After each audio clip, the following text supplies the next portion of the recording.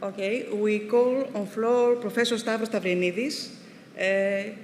He is a professor in the University of Thrace, and in the Department of Solid-State Physics, Electronic Nanotechnology and Complex Systems Research Lab.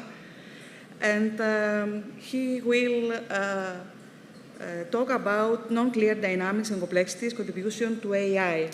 Mr. Stavrinidis, welcome.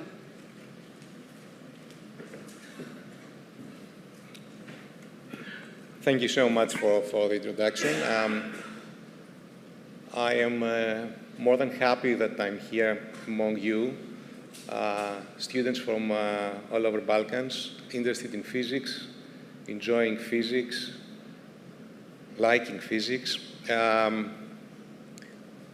All these days that this summer school is taking place, I suppose that you have heard a lot about AI in different aspects, and my talk is going to focus to interdisciplinarity in the way that we make AI, not only the way that we use AI in physics, in education, in natural sciences in general. So basically my talk is going to be about complexity and intelligence in the universe and the contribution of complexity. I would like to say a couple of things about our lab. Our lab is the Solid-State Physics, Electronics, Nanotechnology and Complex Systems Research Lab. And the active research domains are these that you see. We are working on, as you can see, from nonlinear dynamics, theory of nonlinear dynamics, electronics, and solid-state physics, and we move on to reservoir computing, applications of AI, interdisciplinary applications of AI, and cybersecurity. The people that are working with me is Professor Chanias, Associate Professor Papadopoulou, and Assistant Professor Odysseas Maita, and we are having a handful of PhD students and co-supervised PhD students. We are supervising students, PhD students, not only at Democritus University of Thrace, but our lab is supervising students actively also in collaboration with other universities, like the Aristotle University of Thessaloniki, the University of Cyprus, the University of West Attica, and the University of Athens. Now, I will begin from the fundamental theories of modern physics. What are the fundamental theories of modern physics? Three basic, could say someone, pillars. We are having the theory of relativity, which studies the relationship between space and time, changing the way we understand the universe.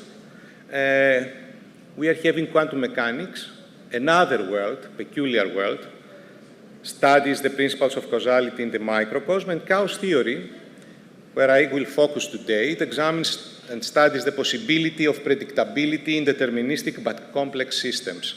It reveals the order in the apparent chaos that exists around us. Focusing on chaos theory. What you see there is the front page of Libération in 2012 during the economic crisis in Greece. And as you can understand, chaos is a Greek word. We need to find a common ground to couple determinism and the statistics of what seems to be random. And I'm saying random in quotation marks because in English we are having two different words for random. We are having what we call really random, simply random, and what we call stochastic. Stochastic is real-world random things. So we want not to couple determinism with stochasticity, but to couple determinism with what seems to be random due to the statistics of such phenomena, and this is leading to a new research domain, a new scientific domain, what we call nonlinear dynamics and chaos. In everyday life, chaos is associated with randomness and absolute lack of order. Mythologically, in Greek mythology, it was associated with the situation before the creation of the world.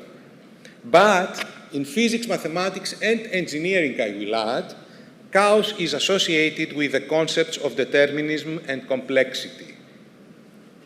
And I will explain what I mean in the next slides. Historical background. Everything begins with Henri Poincaré.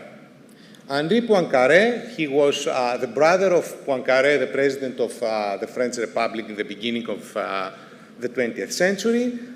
He was studying many things. One of those things that he studied was the three-body problem, where he won the prize of King Oscar of Sweden about this problem. He showed that it doesn't have any solution. So, do you want to make a question or something? Yeah?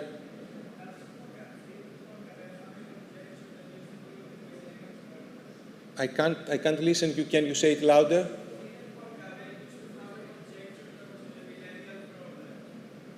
Yes, but it didn't have to do with the chaos theory initially. Yeah. So it introduces Poincaré in these works. In these works, he introduced the concept of sensitivity from initial conditions in nonlinear dynamic systems. And then we are having the mid-20th century, where we are having some breakthroughs with two great scientists, Lyapunov and Kolmogorov. Those people that are going to work on nonlinear dynamics will meet their names, will face their names, will encounter their names every day. Kolmogorov showed that the transition from order to chaos takes place gradually. This is the KEM theorem. And also introduced the Kolmogorov-Sinai entropy. So he introduced in nonlinear dynamics the notion, the idea, the concept of entropy, showing how chaotic is a system. While Lyapunov introduced a criterion to see if a system is chaotic or not, while he introduced a metric to understand how sensitive to initial conditions this system is. Finally, we are having in the 20th century a very main breakthrough by Edward Lorenz. Until 1963, chaos theory was a discussion between mostly people working on mathematics. So what Kolmogorov and Lyapunov were doing were just playing in topological systems. In 1963, we are having for the first time a physicist trying to take advantage of chaos theory and of all those things being introduced by Poincaré, Kolmogorov, and Lyapunov. We are at the time that we are having computer entering scientific research. So we are having a time when we can make numerical calculations, not using our hands and thousands of mathematicians as it was happening, for example, in the Soviet Union at that time, but we are having now what? We are having computers doing things. And what happened? Whatever happened, it happened by chance at that time.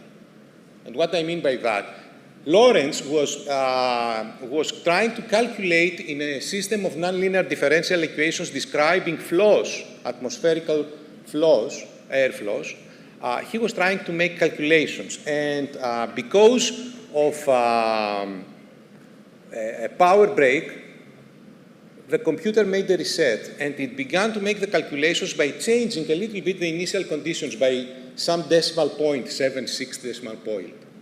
And the results were totally different. And when he returned and saw the results, Lorenz, comparing them with the previous ones, he was trying to find, initially he thought there was a mistake, and he was trying to find a mistake, but then he understood that something different was happening, and he came into, he went through, Kolmogorov's, Lyapunov's, and Poincaré's works, and he understood that this was because of the nature of the nonlinear differential equations, entering the nonlinear world, entering the world of chaos. And now discussing these things, so that I can introduce you to this, we are having the butterfly effect. I suppose that everyone of you is knowing the butterfly effect. What do we have? By changing the initial conditions of a system while this is evolving, after a period of time, we will see different evolutions. And you can see that on the time series on the left. You see that we are having an orange and a blue time series.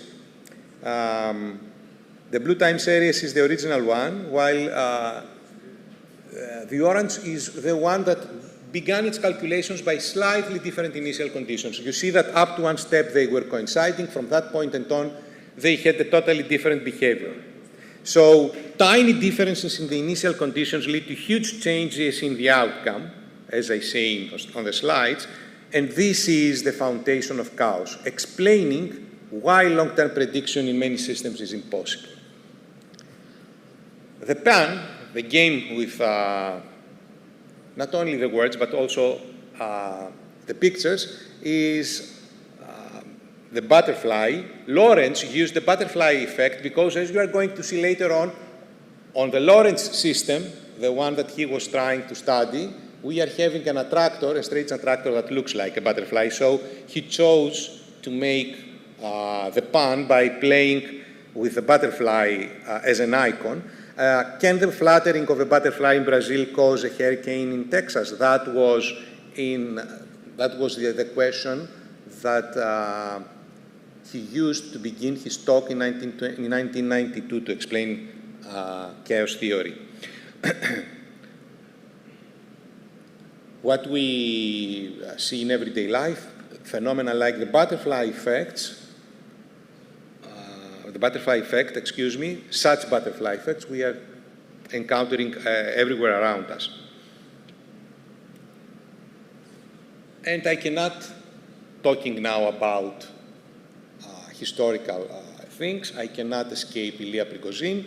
Ilya Prigozhin got the Nobel of Physics about studying in chemical reactions, in chemical systems, far from equilibrium. And he used chaos theory. He made substantial contributions in chaos theory, and his work on self-organizing systems is still a reference work of today. And I have to tell you that Professor Antoniou, that will follow, is a PhD student of Ilya Prigozhin.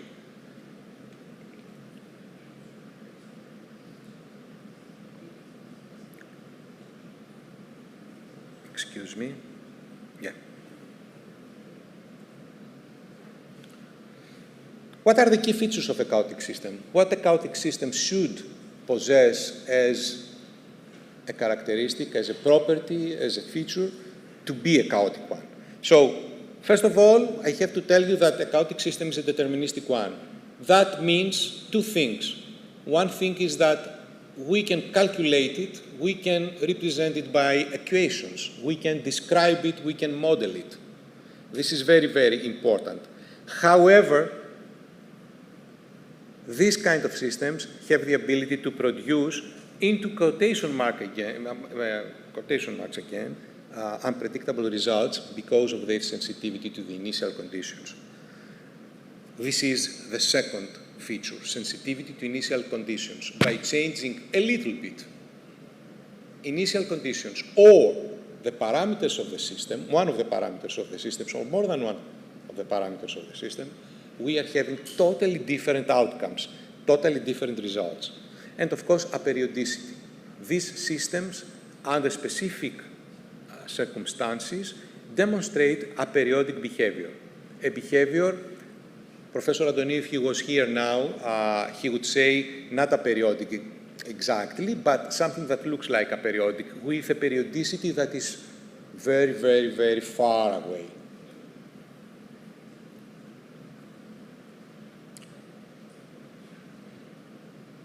I will go on this slide, not to consume our time, only to the second note here, the difference from linear systems. In linear systems, I want to stress this thing.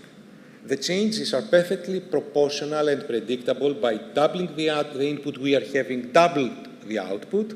But in nonlinear systems, in complex systems, the evolution is peculiar. It might have the ability, under specific circumstances, I'm saying that again and again, to end to multiple constant states, oscillators, or chaotic behaviors. Multiple possible paths. And we choose one of these paths according to the circumstances.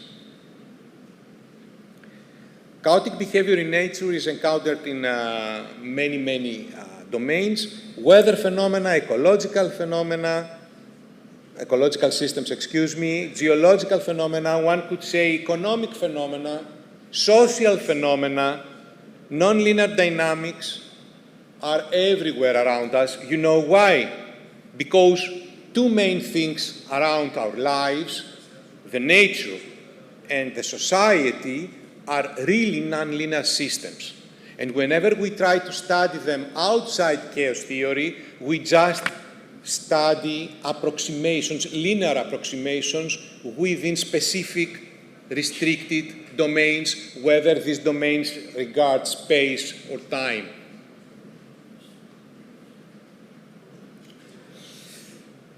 Regarding the mathematical background of chaos theory, I would say the most important thing, that the existence of some kind of nonlinearity is a necessary but not a sufficient condition for a dynamic system to exhibit a chaotic behavior. And this is very important.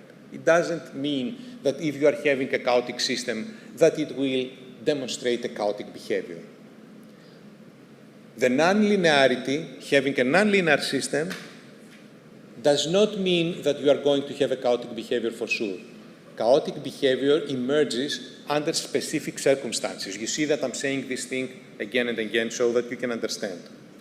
Chaotic behavior is due to increasing features of nonlinear systems leading to exponential divergence of initially adjacent orbits. Sensitivity to initial conditions is enhanced by the evolution of the system, and initial finite precision conditions leading to different orbit developments is one of the reasons of chaotic behavior.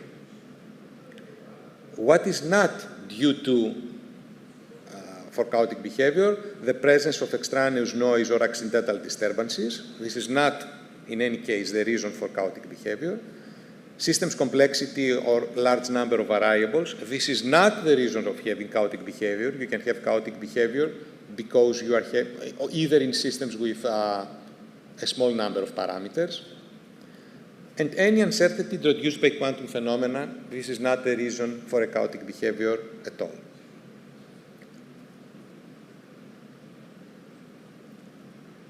On the right of this slide, I'm having two definitions.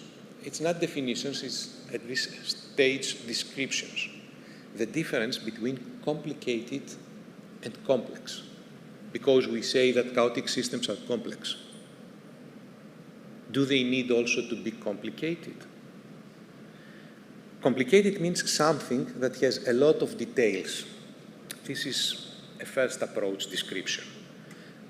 And it is difficult to understand, but in the end, we can understand it with time and effort. Complex, on the other side, on the other hand, means something that consists of many interacting parts with dynamic behavior and unpredictable properties. And I'm going to explain in the next slides what I mean.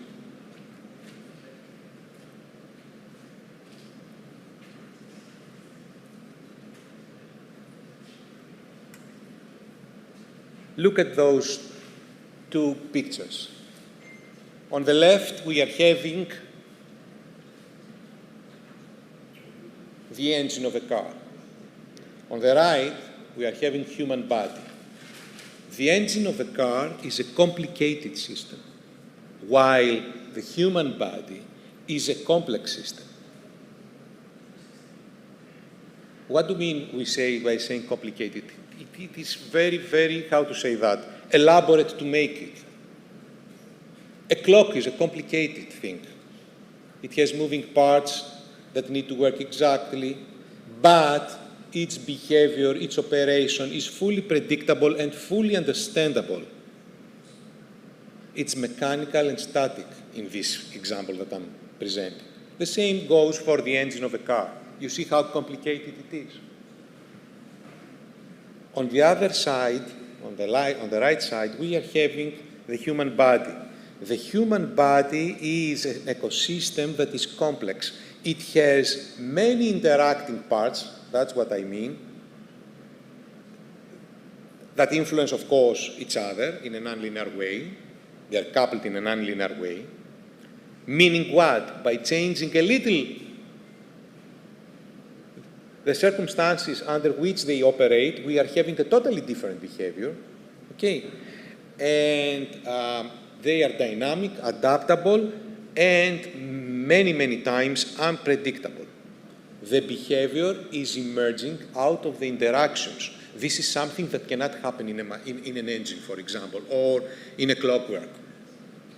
The interactions between the parts cannot lead to the emergence of a behavior, a specific behavior.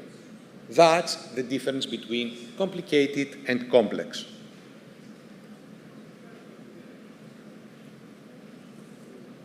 What you see here, in system engineering, these are 4 main categories for systems to operate. What do we mean by that? In the first case, we are having a system that its behavior converges around until it ends to a stable point. In the second picture, named B, we are having a periodic trajectory. This is the behavior of a system that is oscillating. When I'm having a simple pendulum, for example, whether I begin from this point or from that point, finally we are going to have the same oscillation. So this is a periodic behavior. What you see in the third slide, in the third picture, excuse me, not slide, is a quasi-periodic trajectory, meaning what? We are having a periodicity that is influenced by a second periodic system, and the ratio between the frequencies is not a rational number, ending to this behavior. And finally, we are having a chaotic behavior. This is a typical strange attractor, a chaotic attractor, a system that is operating in a complex way and rather unpredictable. Just to have a quick idea on this,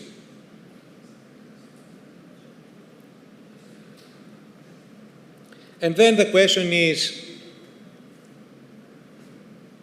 random random?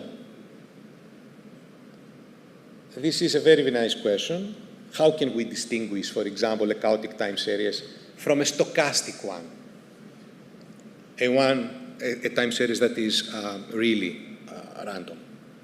It's a fundamental question also for data analysts, this one. People that are working in data analysis are also having this question so that they can understand what kind of tools they are going to use to make predictions. So it is a critical distinction to discriminate a chaotic time series that comes from a deterministic system with specific rules from a random one that comes from a non-deterministic system, and we have to know and understand so that we can model and predict. And let's now play with these. You see 2 time series, one red, one blue. Okay. They look like random, don't they? They look like random. Okay. If you go and make a Fourier transform, and then look at this spectral analysis, we are having the spectral analysis on the right. They are quite flat. They are quite white.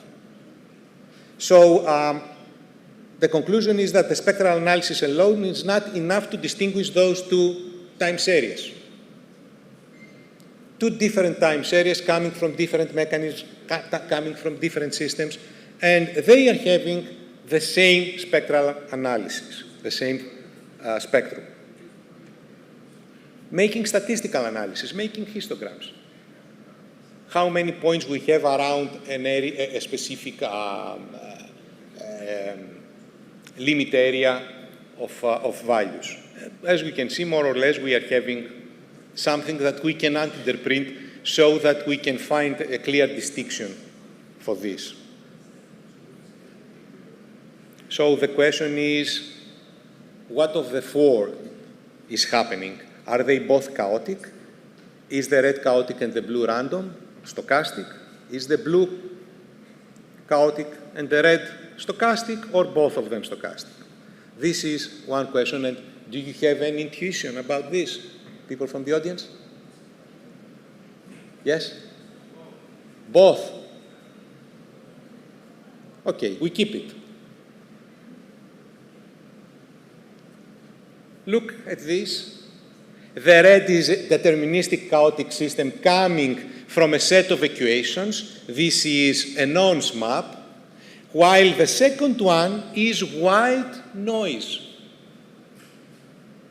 As you can see, by using chaos theory and moving to the phase space, and I will explain you what I mean by saying a phase space, because what you see on those two graphs is a phase space for each of those systems being reproduced, recreated by the time series that we are having on the right, the corresponding ones.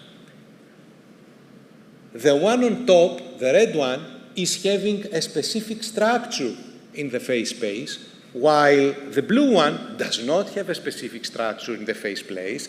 On the contrary, it occupies all the available phase space, which is a characteristic of stochastic systems. So what you see on top is deterministic chaotic, and this is a strange attractor, a different kind of a strange attractor, while the one underneath is a stochastic one. What do we mean by saying phase space? Phase space is a tool that we are using in nonlinear dynamics in order to understand and evaluate a system, and then, within this phase space, calculate the properties of the system. I will not go in more details, just to have an idea. Keep in mind the keywords: phase space, attractor, and strange attractor. What are strange attractors? What you see now, I will not go through the slide. I will just explain the picture that you see. You see a three-dimensional attractor in color of the Lorentz system. The Lorentz system is a very, very typical chaotic system, the one that Lorentz introduced in 1963. In 3 dimensions, we are having the trajectory of the system evolving in a peculiar way, rather unpredictable, but within a specific area in this phase space, which has a structure, has a form. And this is a property of deterministic chaotic systems. And what you see then in the 3 projections, 2-dimensional projections, is the projections of the Lorentz system. You see one of them has the form of the butterfly. That's why he used the butterfly as an example in his talk for the butterfly effect. Okay. Now, if we go in this phase space and try to study the system, by doing what? Imagine that you are having a black box. Imagine that you are having the Lorentz system closed into a black box, and you just observe one time series. For example, one like the red one. There are tools where we can recreate an equivalent phase space to the original system that we are having in the black box and we don't know it, and then study its properties. And these properties are the fractal dimension, okay, for example, or understanding Lyapunov exponent and calculating Lyapunov exponent and all the rest, and study the system. Imagine that this black box could be, instead of Lorentz system, a financial system. You are just noticing what? How a stock market index is evolving. This stock market index is the result of the interaction between many subsystems, particles, like in the body, that are having their own dynamics, and they are interacting one with the other, resulting to a stock market index.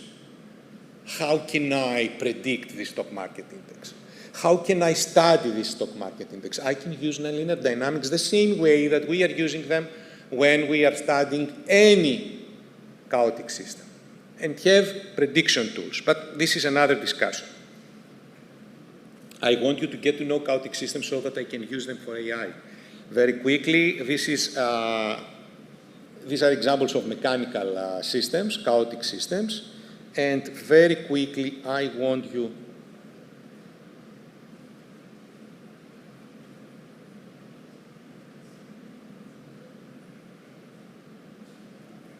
the simple pendulum, but now it's going to be a double pendulum, and you will notice, you will see how it will behave.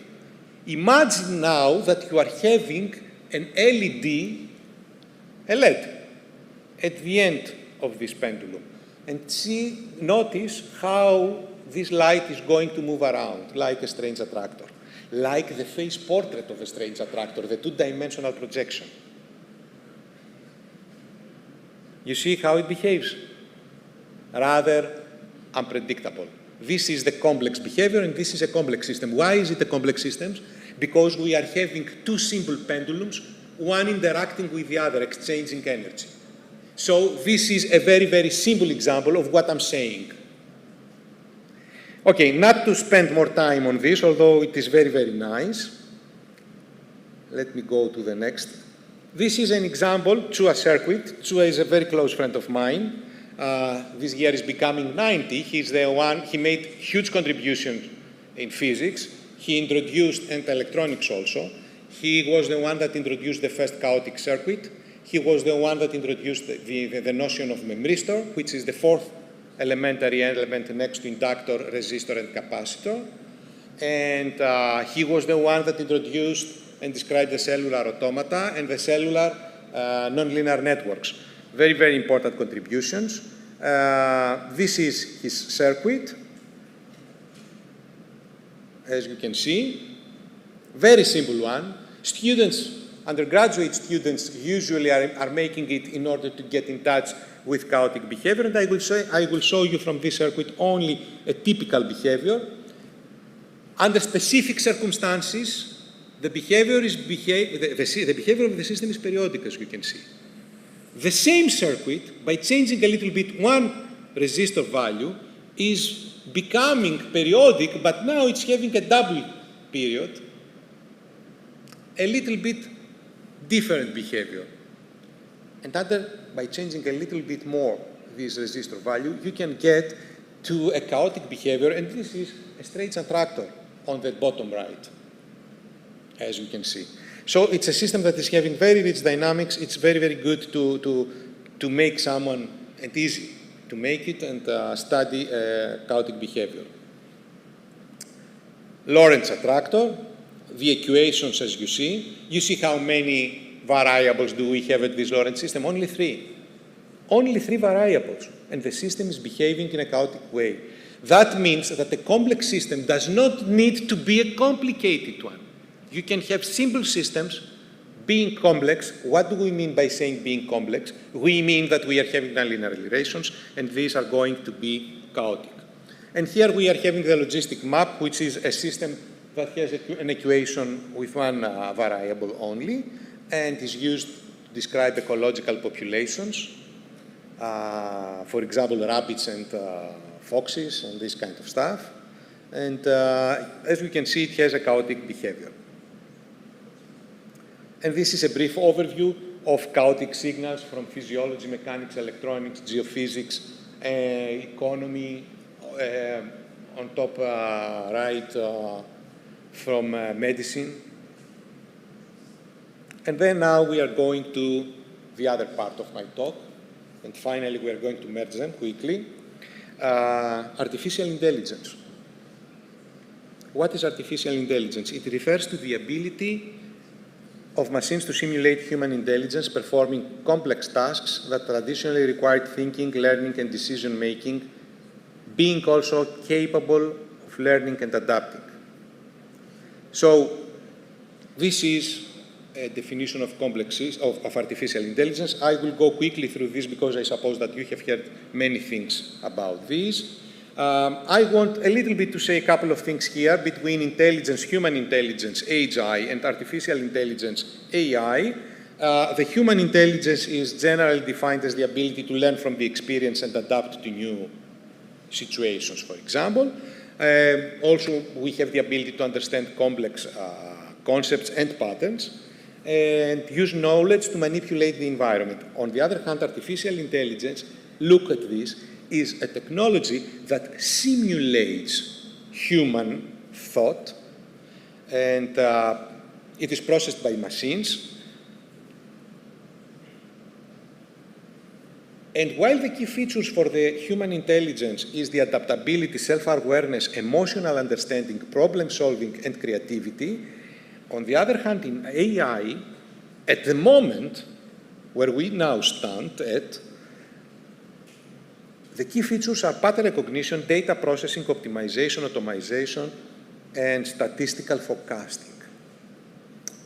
So, what I want to keep from this slide is that intelligence is a process, while artificial intelligence is a simulation of this process. And one could say, if it goes a step ahead, a simulation of the result, not even the process. It simulates the production of the result. So, I'm having an example on this. If you write a poem, you draw from your feelings, your story, your understanding, how you understand joy, sadness, and all this stuff. You feel and you write a poem. While the AI, for example, ChatGPT, writes a poem by doing what? By predicting the most likely next work based on millions of poems that they have statistically analyzed, and produces a similar effect, a similar result, but the process does not involve any emotion or understanding, simulates the result. So these are the differences, key aspects. Main types of AI, narrow AI, strong AI, superintelligence. Narrow AI, you know it, you use it every day. Strong AI, now that we are paying some better models, we are beginning to use it. The companies are not revealing all the potential that these systems are having. Superintelligence is a hypothetical form of AI that will surpass human intelligence in all areas. It's a future scenario causing intense debates. Key technologies: machine learning, deep learning, natural language processing, computer vision. I will not go through them. You know them more or less because we have discussed them all these days. Very quickly, the stages for machine learning and deep learning, learning flow, are data collection, training of the model, evaluation and improvement, and application. From this slide, what I want you to keep is this picture on the right. It's a very nice picture, having all the kinds of neural networks. It's a very, very nice picture. We are having single-layered, multi-layer, feed-forward, recurrent, all this stuff. Now, very quickly, machine learning and deep learning. We are having the neurons, and we're having the synapses, the weights, the bias, and the activators. And this is the way that they interact. Most probably they have discussed you have listened presentations discussing these things. I would like to stand on this. Always in a neural network, we are having a bias, constant values added to the sum of the inputs, leading the result where we want it to be. Because as I told you, the AI is not simulating the process, but it's simulating the production of the result. The bias is a very, very important element in order to achieve the result that you want. So what you see now is a biological neuron. You see the neuron, you see the dendrites, you see the soma, you see everything, and we are having signal reception as a first step, signal processing as a second step, activation of a threshold into the neuron, and then signal transmission if we are having activation to the other connected neurons. What you see now is a neuron in a neural network, an artificial one. We are having the same process, more or less. We are having a signal input, a signal processing, an activation of a threshold. We are trying to imitate this, and signal transmission. And now, let me show you this video. But I want you to... I simplistically explain neuroscience topics in 2 minutes or less. In this installment, I will discuss the neuron. This is a brain. Estimates vary, but right now the best guess seems to be that our brains contain around 85 billion neurons. The neuron is a nerve cell, and it's the primary functional unit of the nervous system. This is a generic image of a neuron. Neurons actually come in all shapes and sizes, but this is the prototypical version of a neuron that you'll often see in a textbook. The structures extending from the left side of the neuron that look a little bit like tree branches are called dendrites. Dendrites are the area where neurons receive most of their information. There are receptors on dendrites that are designed to pick up signals from other neurons that come in the form of chemicals called neurotransmitters. Those signals picked up by dendrites cause electrical changes in a neuron that are interpreted in an area called the soma, or the cell body. The soma contains the nucleus, which contains the DNA, or genetic material of the cell. The soma takes all the information from the dendrites and puts it together in an area called the axon hillock. If the signal coming from the dendrites is strong enough, then a signal is sent to the next part of the neuron, which is called the axon. At this point, the signal is called an action potential. The action potential travels down the axon, which is covered with myelin, an insulatory material that helps to prevent the signal from degrading. The last step for the action potential is the axon terminals, also known as synaptic buttons. When the signal reaches the axon terminals, it can cause the release of neurotransmitter. These purple structures represent the dendrites of another neuron. When a neurotransmitter is released from axon terminals, it interacts with the receptors on the dendrites of the next neuron, and then the process repeats with the next neuron. And now check this. The human neuron against the neural network neuron. You see how the inputs and the weights are adjusted, moved, getting back, creating a result.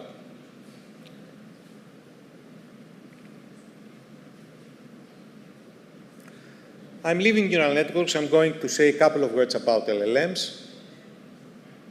The fundamental principle in the LLMs is predicting the next word. This is the fundamental element. This is what they do in a very elaborate and very, very complicated, not complex, complicated way, the LLMs. So the central question is always which word is most likely to follow, while the method is to calculate probabilities based on patterns in training data, and the result should be coherent and contextually appropriate for text generation.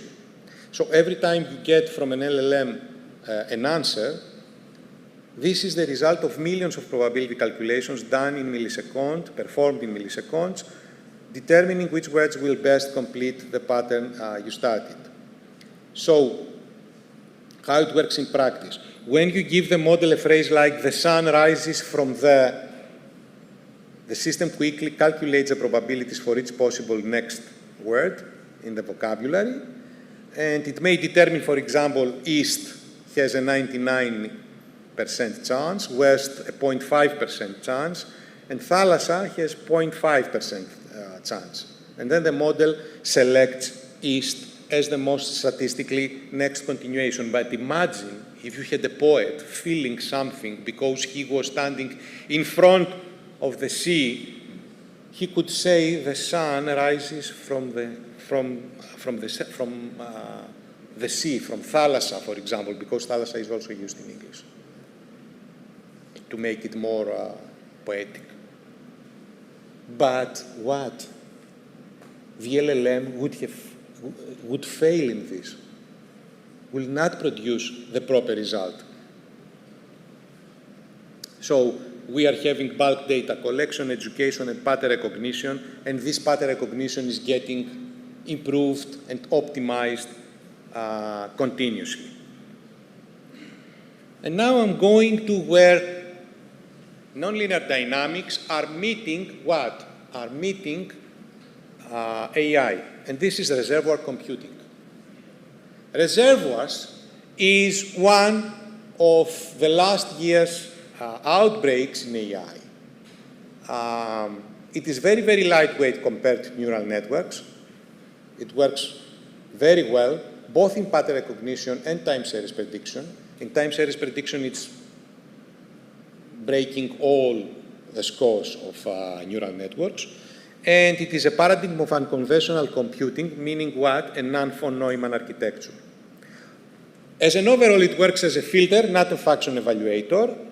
It is not suitable for general purpose calculations like a computer, but for specific tasks.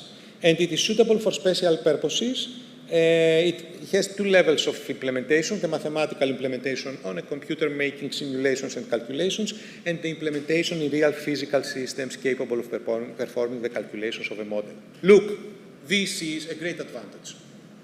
Neural networks are always running on computing platforms making the calculations. Reservoirs can be created, for example, in circuits.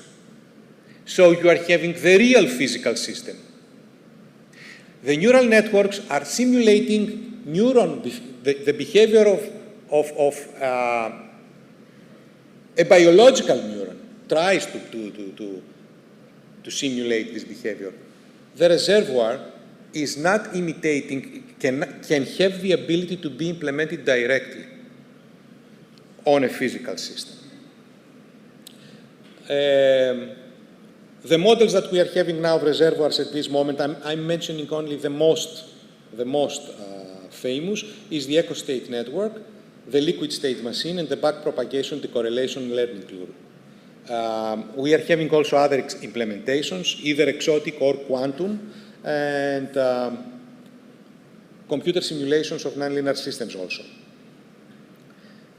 I will escape the mathematical model. I will only want you to keep from this slide the following. The same way that we are doing in chaotic systems, in nonlinear systems, what?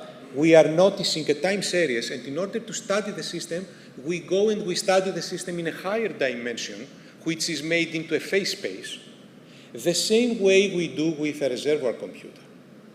We are moving our calculations into a higher dimensional space.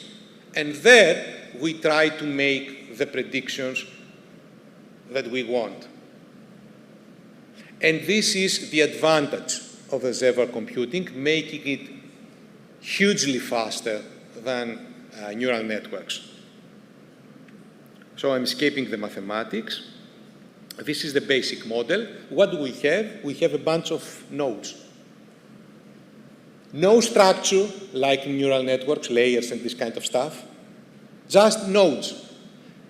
Everyone connected with every other. This is the idea. The weights of the connections are constant, standard, and random. And what do? We are having an input layer and an output layer. In the input, we are feeding the input onto the reservoir. We leave the reservoir to evolve. And then we are getting an output. And how the reservoir is learning? By playing not with the weights between the nodes, but with the constants that we are having in the linear combination of the output state of the reservoir for all the nodes that it has, or a percentage of them, according to the implementation. So this is the basic model of the most famous reservoir, the echo-state network.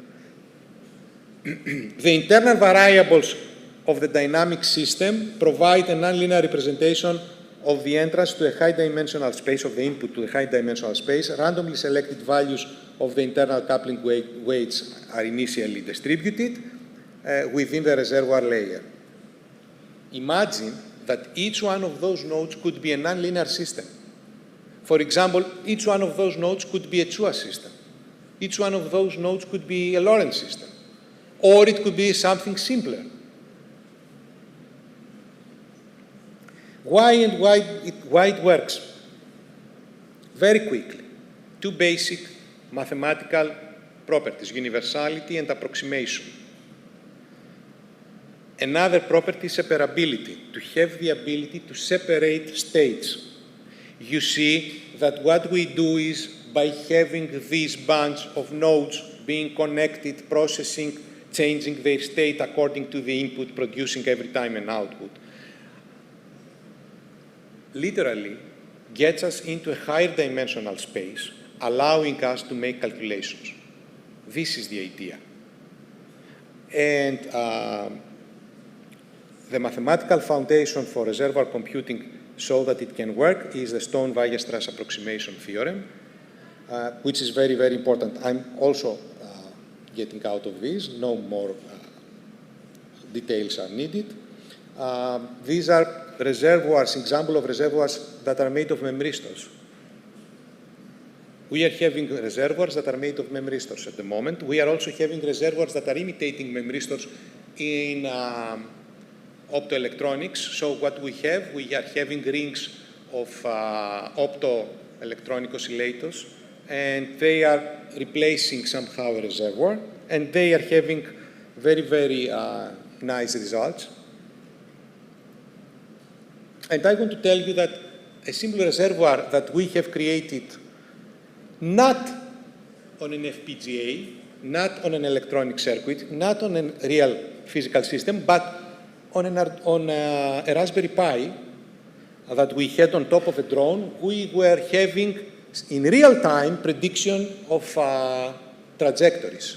And I want to tell you the following. We try to do this with neural networks. Having a drone flying, for 2 seconds, we want every 2 seconds to predict 20 steps ahead of 0.1 seconds. We try to do this with neural networks. We needed for each prediction 3.5 minutes. For 20 predictions, all the 2 seconds, the reservoir on top of a Raspberry Pi, we were making this successfully with very, very good results. In how much time do you think? 110 milliseconds. Every 110 milliseconds, we had the ability to calculate 20 steps ahead of 0.1 second each. So we are having 2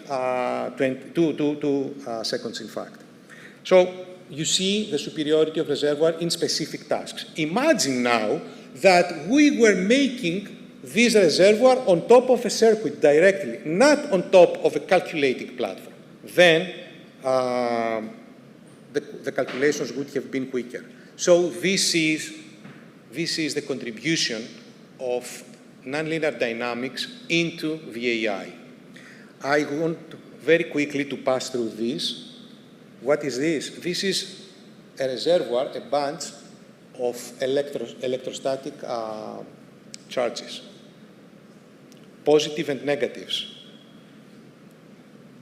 And we have interconnected them with Coulomb's force, and we played some games on top of them in order to create, in a simulation, of course, here, a physical reservoir. I'm escaping also this. And then we tried to predict the sunspot number, the sunspot number for some 200 years.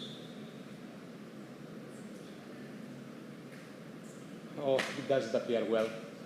The colors are not very good. Anyway, on top, we are having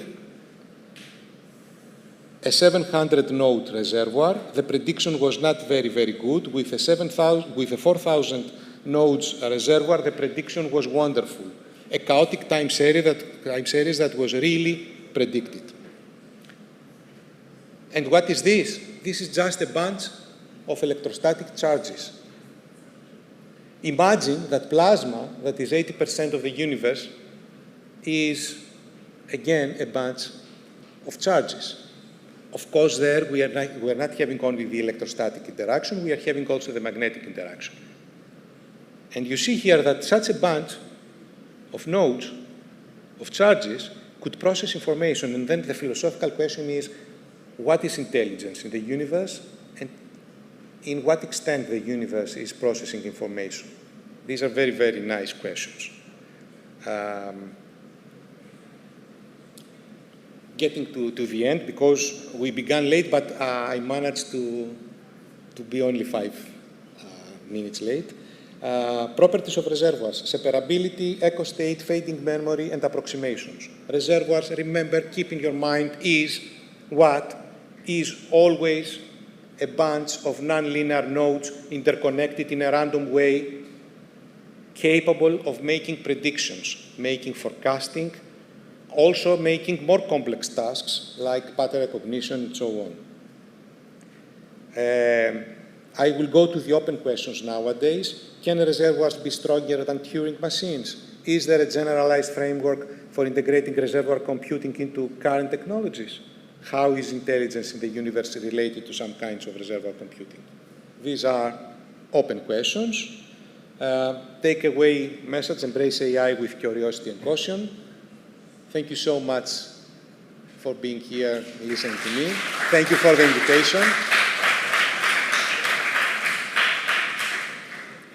Are there any questions?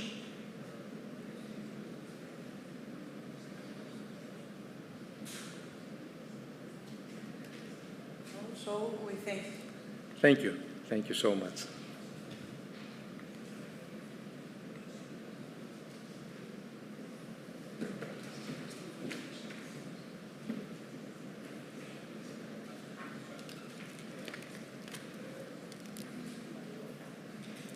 So we call on floor Dr. Rizos Theodoros Chatoulis with a presentation about AI remote sensing, unlocking the secrets of our planet. Thank you.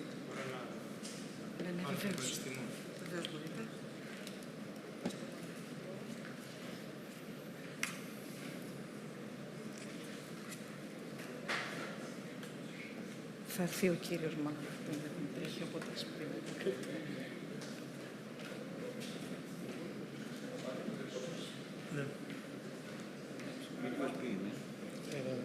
Μα έτσι τι.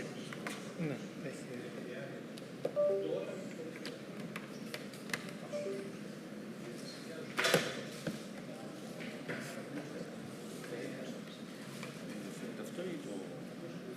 Νομίζω.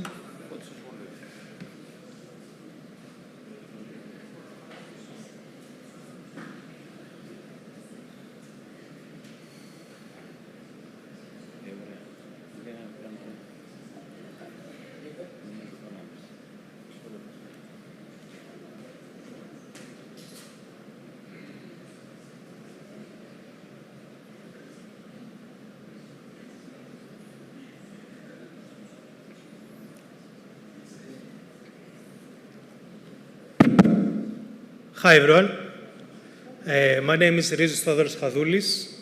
I work for the National Observatory of Athens, where my job description is using artificial intelligence and satellites to understand our planet.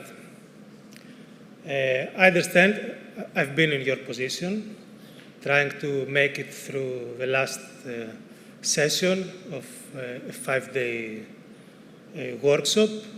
So help me make this as productive as possible with your attention. By the end, you will know how a satellite measurement becomes knowledge, how a machine learns to read 1 billion pixels, and most importantly, that everything I show you today is built from data and tools you can use for free tonight from your room. Let's start with a guessing game. So, can anyone tell me where this image is from?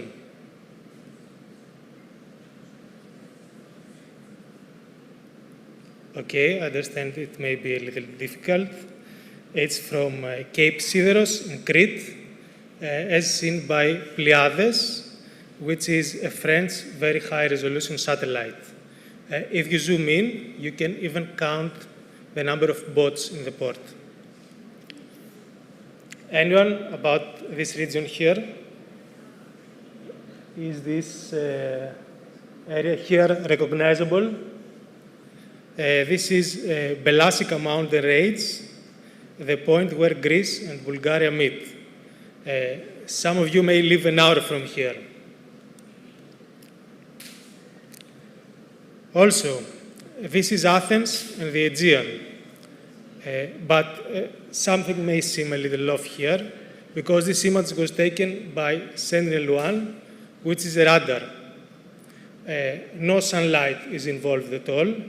The satellite sends its own microwave pulse and records the echo at night and even through clouds. As you can see, the sea is dark because smooth water reflects the pulse away like a mirror. Also, this is the Danube Delta in Romania, as seen by Landsat 5. Landsat is a satellite that was originally launched in 1984 and worked for almost 30 years. The Landsat program has been taking pictures of the Earth continuously since 1972, and that archive, half a century deep, is one of the greatest scientific treasures of our time, and almost nobody has read it all due to its enormous size. Keep this thought in your mind. And a last picture before moving to the main core of the presentation. This is Bratislava from Cartosat, which is an Indian satellite.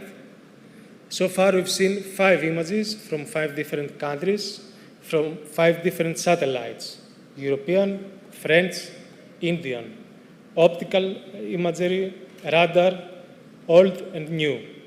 And this is exactly remote sensing. Many eyes, many wavelengths, and one planet. Now, let's dive into the details. I'd like to start with a definition. What is remote sensing and what is it used for? So, remote sensing is the process of obtaining and interpreting information about an object or phenomenon without physical contact, measuring waves or fields, electromagnetic, acoustic, or gravitational, that the target reflects, emits, scatters, or transmits, whether from a natural source or the instrument's own, and turning those measurements, often repeated over time, into knowledge of the target's properties and their change. So let's decompose together this definition. I started with the term process. I guess everyone here can recognize this guy, right? So he's one really famous cook and probably one of my favorite, Gordon Ramsay. So can anyone suggest why his image, his portrait, is next to the word process? Any ideas? Okay.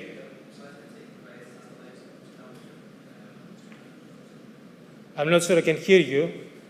Was it taken by a satellite? Okay, that's a good one. Something with less humor and more inspiration. Exactly. So cooking is a really good example of process. You can see here that, like in the kitchen, we gather the materials, we clean them, we cook them, and then we serve them. The same exact process is that takes place through remote sensing. we acquire the data, we pre-process them, we analyze them, and then we use them to provide information and knowledge. So, what does interpreting information about an object or phenomenon stand for? You can see here on one of my favorite detectives, portrayed by Rowan Atkinson. The measurement by itself is just a clue. The satellite gives you numbers, reflectances, echoes, temperatures. Interpretation is the detective work, reasoning from the clues to what actually happened on the ground. A famous detective never touches the crime as it happens. He reconstructs it from evidence. That is exactly our job.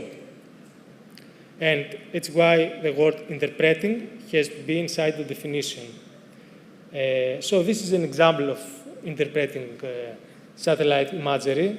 You can see here that on the left we have a healthy tree, and on the right we have a stressed tree. A tree may be stressed for a wide variety of reasons, like drought or some disease. And you can see that the status of the canopy, the status of the trees, changes the type of radiation that reflects on it.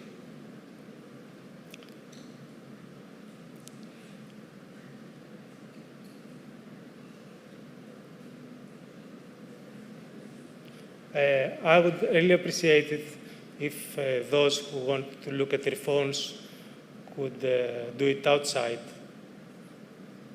I'm talking about you. It would be great. I mean, it's the bare minimum. I spent 3 days for this presentation. So if you don't want to pay attention, you can just have a coffee outside. Is it okay?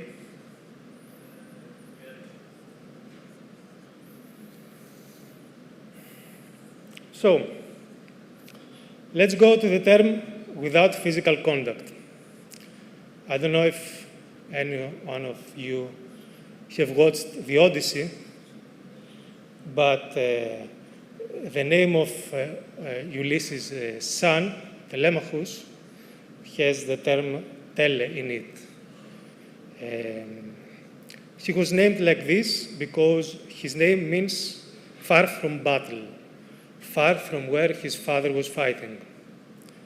The French word for remote sensing is télédétection, which in Greek is telepiscopisy. You see that all 3 words have the same root, which means from a distance. So we never touch what we measure. Everything we will ever know about that field, that forest, that ocean, arrives as a wave that crosses the distance, which raises the obvious question: what kinds of waves are available?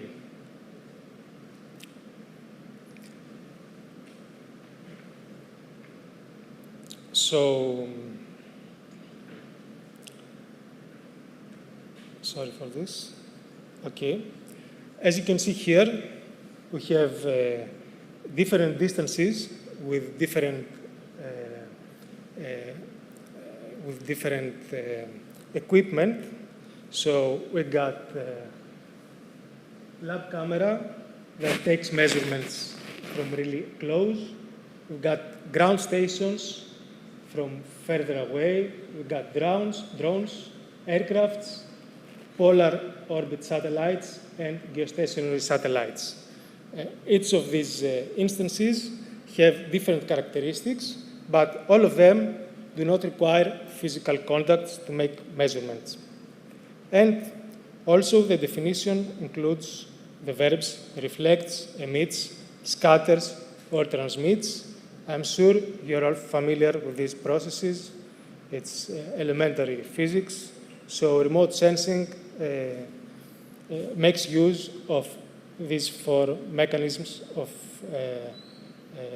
electromagnetic, acoustic, or gravitational waves or fields traveling. Last but not least, passive versus active remote sensing. We have passive instruments that read what nature provides, like sunlight or the Earth's own heat, and active instruments that bring their own light, like radar or LiDAR.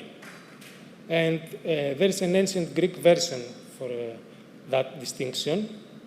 When Alexander the Great offered Diogenes anything he wished, the philosopher answered, "Stand a little out of my sun."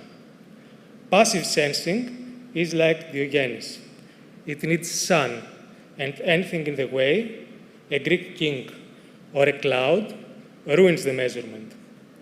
Radar, on the other hand, never has to ask anyone to move. Remember Athens at night from slide 4. That was active sensing. So, the last part of the definition. Here's the term information about an object or phenomenon. Here is the honest and slightly deflecting truth. The satellite doesn't see forest. It sees pixels, little squares, each one an average of everything inside it. The forest, the object, is something we assemble from thousands of green pixels. 10 meters from Sentinel-2, 30 meters for Landsat. Everything smaller than a pixel is blended. Keep this picture in mind. The whole second half of this talk is about teaching a computer to turn pixels back into objects. You can see here on your left hand, this is a representation of what an optical satellite may see. And you can see a river, and you can also see a small forest. Obviously, the small forest is the green pixels. And we have many pictures of this area from many different years. Let's assume we have from 2022 to 2026. You can see that for some reason, the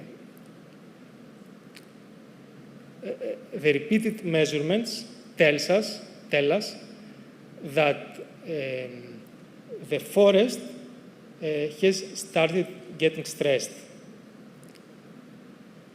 And this started at around 2024. If we go at the pixel level, we can derive a chart like this one. That is a drought, or probably a forest fire. And we're trying to answer the question, what change took place? And change is where science lives. Climate change, deforestation, urban growth, crop failure. They are all this picture, repeated at planetary scale. So, a few more things about satellites. Satellites have sensors. Every sensor is a compromise between 4 resolutions. Spatial, which pretty much describes how small a thing you can distinguish, 10 meters for Sentinel-2, 30 meters for Landsat, under a meter for commercial satellites. We got spectral, which answers the question, how many wavelength bands and how narrow, which is 13 for Sentinel-2 and hundreds for a hyperspectral instrument. The temporal, which answers the question, how often you come back, which is 5 days for the Sentinel-2 pair, and every 10 minutes for a weather satellite parked in geostationary orbit. And radiometric, which is how finally you can distinguish intensity levels. Here's the physics catch. You cannot maximize all 4 at once. A geostationary satellite sees Europe every 10 minutes, but with kilometer pixels.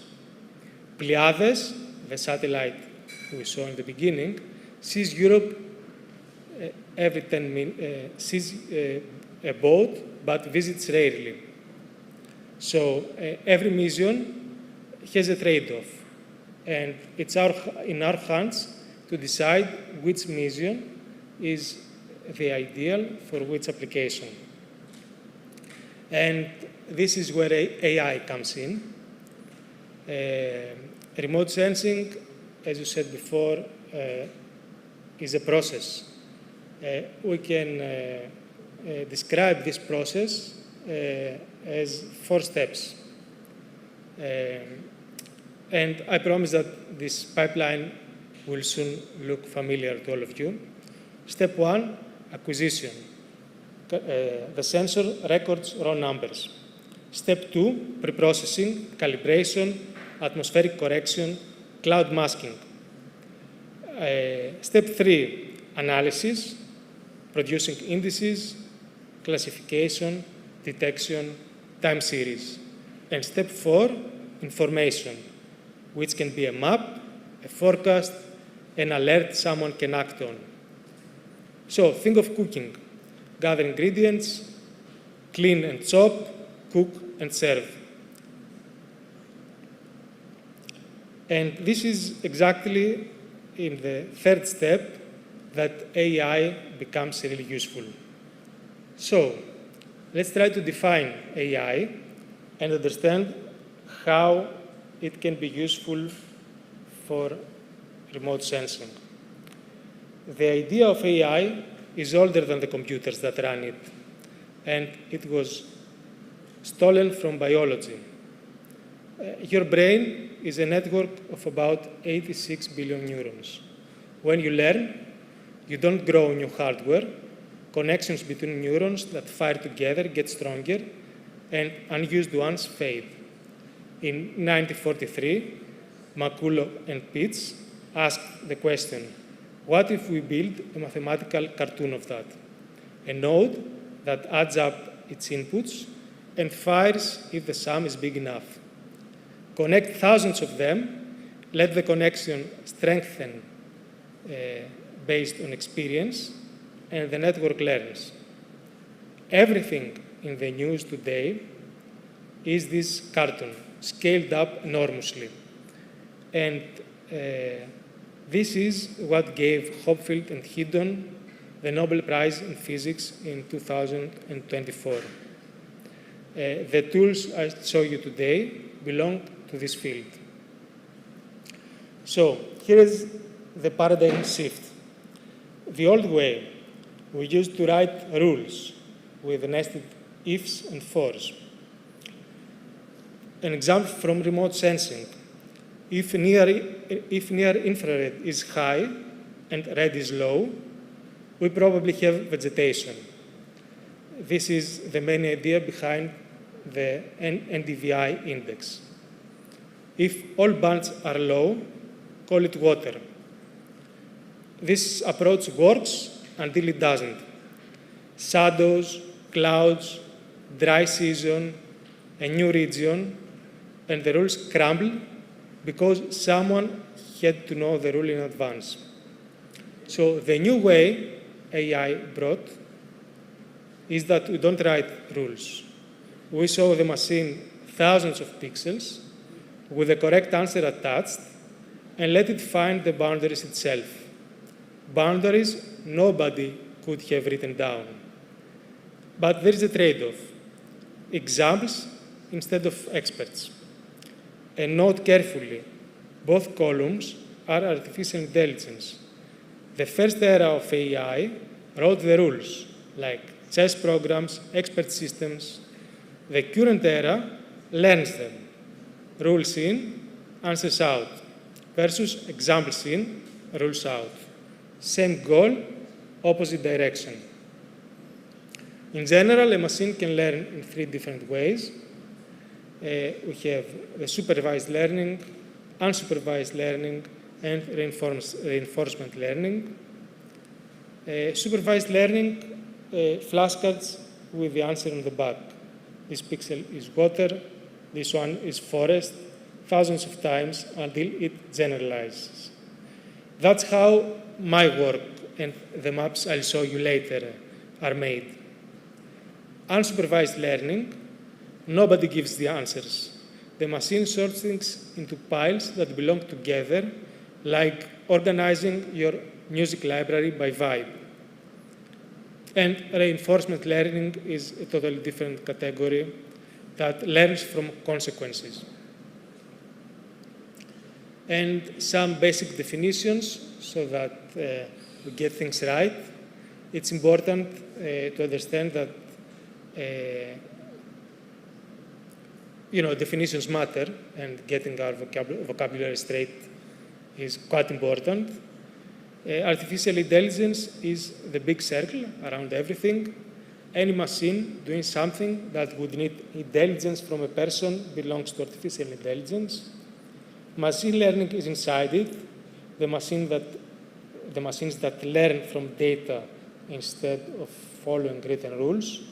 And deep learning is inside that, machine learning with many layered neural networks. And something about deep learning, I'd like to give you some intuition regarding what deep actually means. It means many layers, if you can simplify it as much as possible. And the layers self-organize into a hierarchy that nobody designs. And this is a concept you're probably very familiar with, even if you don't know it. The Market's Invisible Hand by Adam Smith is an example of self-organization. So if you heard that, it's the same idea. And an example how all this work, I'll give you an example of supervised machine learning. We have a satellite that took some pictures, and these pictures comprise pixels. Some pixels are really green, and we can safely assume that this is forest. Some pixels are deep blue, and we can draw the conclusion that this is water. And at some other pixels, we see buildings. So we can deduce that these pixels are built-up area. So we make labels for each of these pixels, and we give the pixels along with the labels to a model. And this model learns to find for a new pixel what is the corresponding label. So for example, if our model gets this satellite image and tries to infer its structure, it can give you something like this. This is the prediction, and this is a map. This is a representation of what's going on. So, why remote sensing needs AI? This chart shows the yearly data volume from the Landsat and Sentinel fleets until 2019. And the curve is doing what every curve in this field does. It's exploding. The Sentinels alone add terabytes every single day, and the archives are heading for exabytes. For 50 years, the hard problem of our field was getting the data. Now, this problem is solved, but handling this crazy amount of data is our new problem. Okay, you saw that these data are a few hundreds of petabytes, but I'm wondering if we can perceive what 100 petabytes really mean. So how much information can be stored in 100 petabytes? It's 6.67 years of the Large Hadron Collider's experiment data.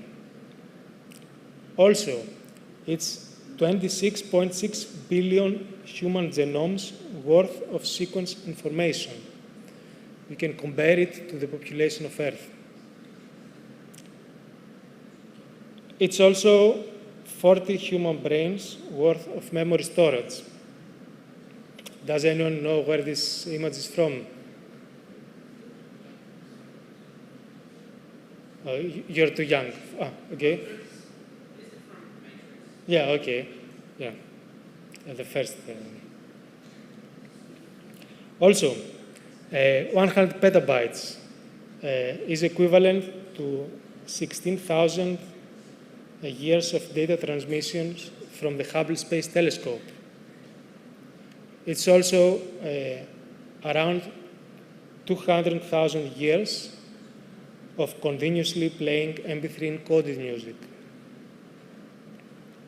So you can understand that we're talking about a lot of data.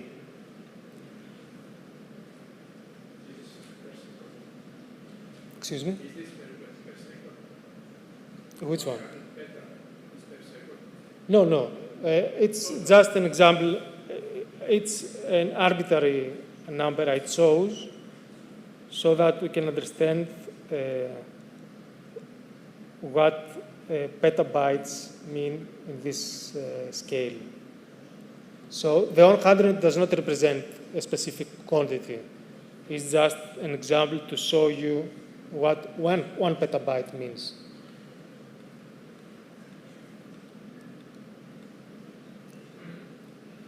So let's go back to the question we're trying to answer. Why remote sensing needs AI? Because understanding became the hard part.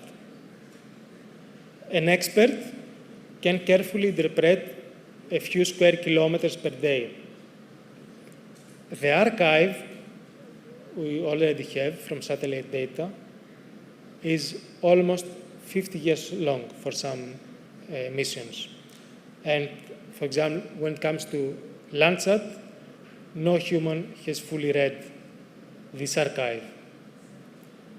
What AI brings, a trained model can label 1 billion pixels in hours, applying the same standard to the first and the last. Humans move up the chain, from drawing every polygon to designing, teaching, and checking. The question stops being if we can see it and becomes, what shall we ask? Another reason remote sensing needs AI is that physics runs forward. Given the surface, we compute the signal. But remote sensing needs the opposite, given the signal to infer the surface. So the same reflectance can be a stressed crop, wet soil, a shadow, a cloud, or a mixture of those. And as Hinton taught us, information is lost in the image. Many different worlds produce the same measurement. And this is where handwritten rules break. What AI brings, it learns the inverse mapping from thousands of labeled examples instead of a formula nobody can write. It uses context, like texture, time series, and neighbors, and not just the pixel. And physics still stay in charge. Last but not least, the third reason I think remote sensing needs AI is that decisions need answers while they still matter. And this resonates with Professor Stavrinidis' presentation about the inference time provided by a conventional neural network and this new architecture you demonstrated. So the problem is that when you have a flood, when you have a fire, when you have crop failure, these events unfold in hours or days. And manual interpretation would be really, really slow and very, very expensive. So with AI, we can get some insights about what is going on in a really short period of time. Now, I'll present a few applications based on my work and my experience. The first is about land cover and land use classification. So the problem here is that we want to give every pixel a name. So is it water? Is it forest? Is it crop? Is it built-up area? This is probably one of the oldest tasks in remote sensing.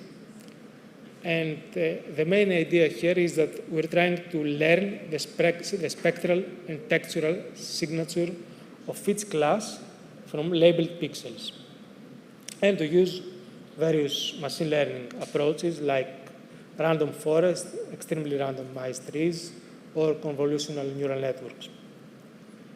And there are some really good global products of land cover, like the ESA World Cover, which covers the whole planet at 10 meters in 11 classes using data from Sentinel-1, the radar, and Sentinel-2, which is the optical satellite.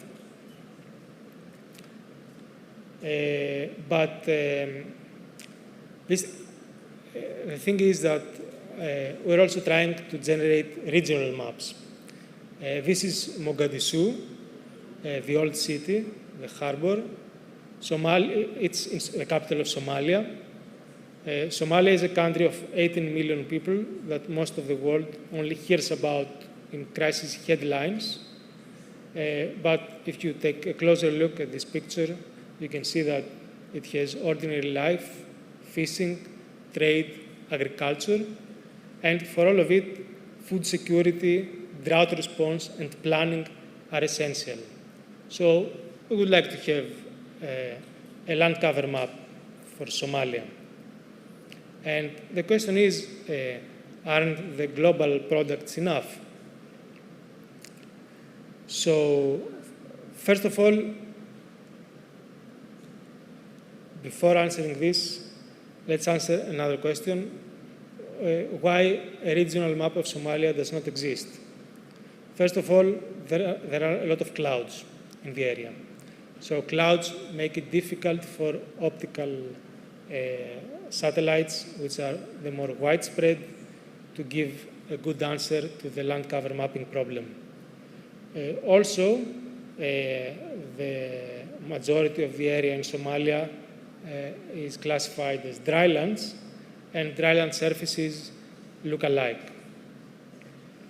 Sparse grass, dry soil, and dry savanna blur together. And also, there is no ground truth for Somalia. It's an area that is in war for the last 30 or 40 years. So security conditions rule out field campaigns from experts. And of course, as I said before, food security reasons and early warning reasons make having a regional land cover map of the area essential. And this is who the map is for. Most of rural Somalia lives from livestock, like goats, camels, and cattle. And they are moving between pastures with the rains. So herders build thorn enclosures for their animals.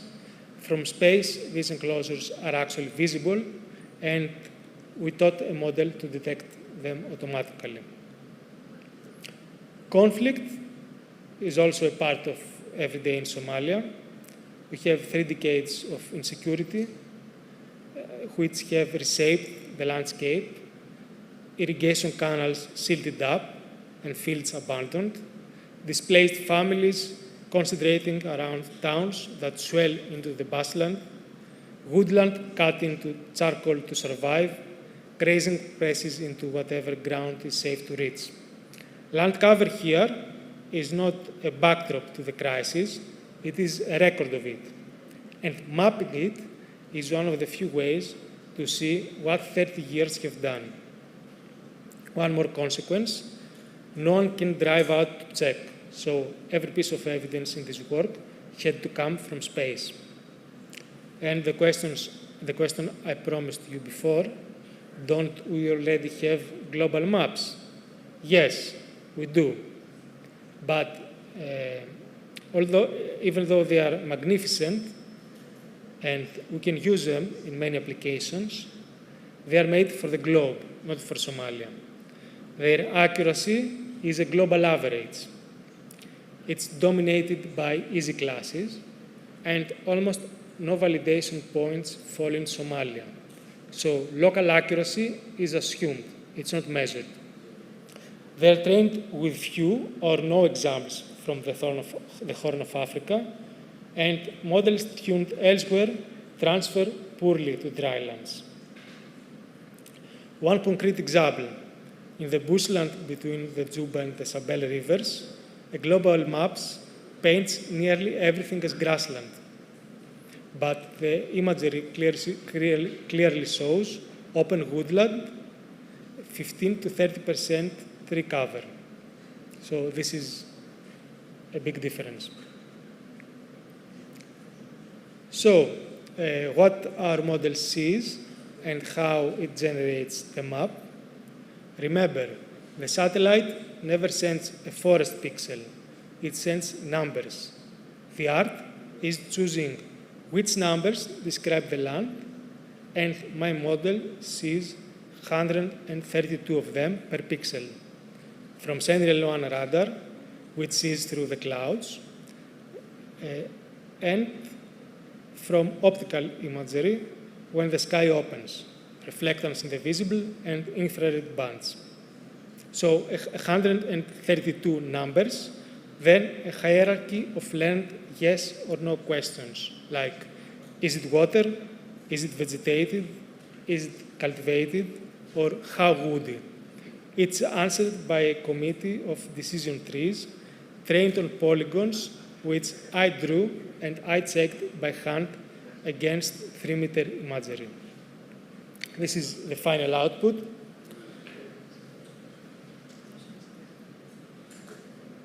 And another example about disaster management.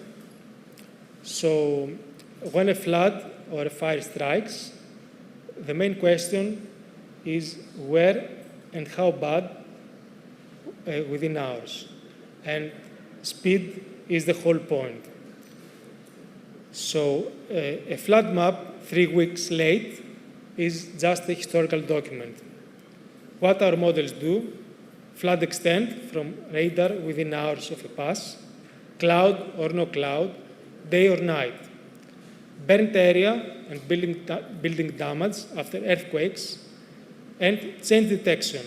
A before and after pair goes in, and a map of what changed comes out.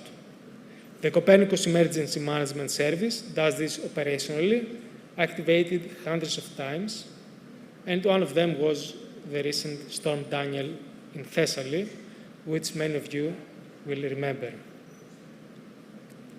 And this is a first example of our work on burnt area mapping. Let's start with the physics first, because I think it's lovely. A healthy canopy reflects strongly in the near infrared. If you remember the example of the leaf from the beginning, fire destroys that leaf structure, so near infrared collapses. Meanwhile, the exposed soil brightens in the shortwave infrared.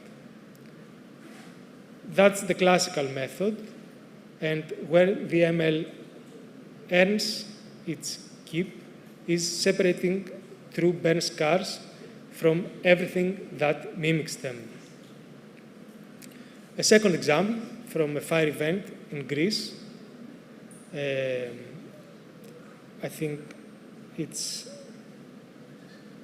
in Eastern Mani. You can see here on the left, this is the optical imagery of the scar, and this is the map we generated. You can see that all these maps have 4 levels of severity, so we didn't just find the extent of the burnt area, but we also found the severity of each burnt segment. So, as we go forward, what are the challenges of AI in remote sensing? Challenge 1, data quality and availability. Deep learning is hungry for large, diverse, well-annotated datasets. And in remote sensing, labels are the scarcest resource. Everything you saw today ran on handmade labels. Labels are expensive, and the under-observed regions that need maps most have the fewest. So, ways forward: open data sharing and synthetic data. Challenge 2, computational cost. Training deep models on high-resolution multispectral imagery demands hardware most organizations or even countries do not have. Huge volumes per scene, many bands, long time series, heavy models that struggle to run in real time. What we can do? Model compression, pruning, cloud and edge computing. But an open question remains: efficient real-time processing at planetary scale. Challenge 3, interpretability and transparency. Deep networks act as black boxes. Yet, when a map decides where food aid goes or feeds a legal process after a disaster, stakeholders must understand why a decision was made. Explainable AI methods exist, and we can say a few words about them, but very few operational remote sensing systems use them yet. And keep in mind, it's not a luxury, it's a requirement. Challenge 4, fusion. We've got multispectral, hyperspectral, radar, thermal, weather data, field data. So in the map I generated for Somalia, I've used radar and optical in order to fight clouds. But doing this properly across resolutions in physics is still hard. What we can do? Multimodal learning, sensor fusion techniques that evolve fast, but there is still room for improvement. Last but not least, the 5th challenge is generalization and transferability. A simple question is, can we use the model I trained for Somalia to generate a land cover map for Kenya, which is a neighboring country? So, let me rephrase. A model trained on one region, one sensor, one season, can it perform when moved to another ecosystem?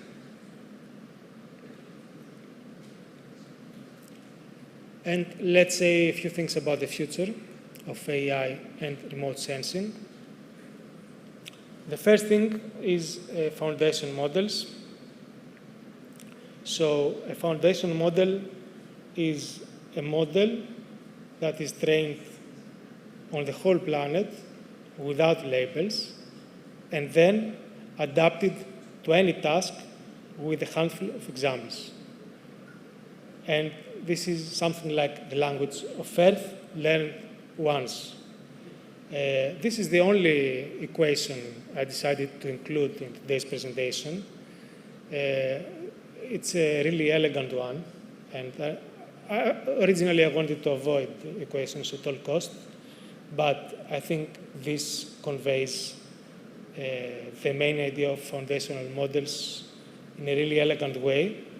You can see here that M, which denotes a generalized Earth observation measurement, is calculated as a function of lambda, which stands for the wavelength or frequency, S, which denotes spatial location and scale, T, which is temporal sampling, theta, which describes viewing and illumination geometry, omega, which represents radiometric sensitivity, and I, which characterizes instrument-specific properties such as whether the sensor is active or passive. So there are already some foundation models. We're just getting started, but I think this is one of the most promising ways AI can contribute to remote sensing. And this is what the pre-train, then adapt pattern looks like in practice. One big model at the center, many small, task-specific heads around it. One planet-scale education, many cheap graduations. If you remember one architecture from the future section, make this one. Another concept that is gaining momentum is digital twins. Digital twins is a living computer model of the Earth, and it's based on an idea from a totally different domain, the domain of product lifecycle management. So a digital twin assumes that we can create a digital analog of an object, of a product, or even of Earth, and then run simulations on it to answer what-if questions. This is European Commission's digital twin, which hosts a wide variety of services from across Europe. I happen to be working on one of them. And this is an initiative of the European Commission jointly implemented by ESA, ECMWF, and EU MedSat. You can navigate the web using these keywords and see for yourself. And last but not least, another challenge is explainable AI, which is the answer to the black box.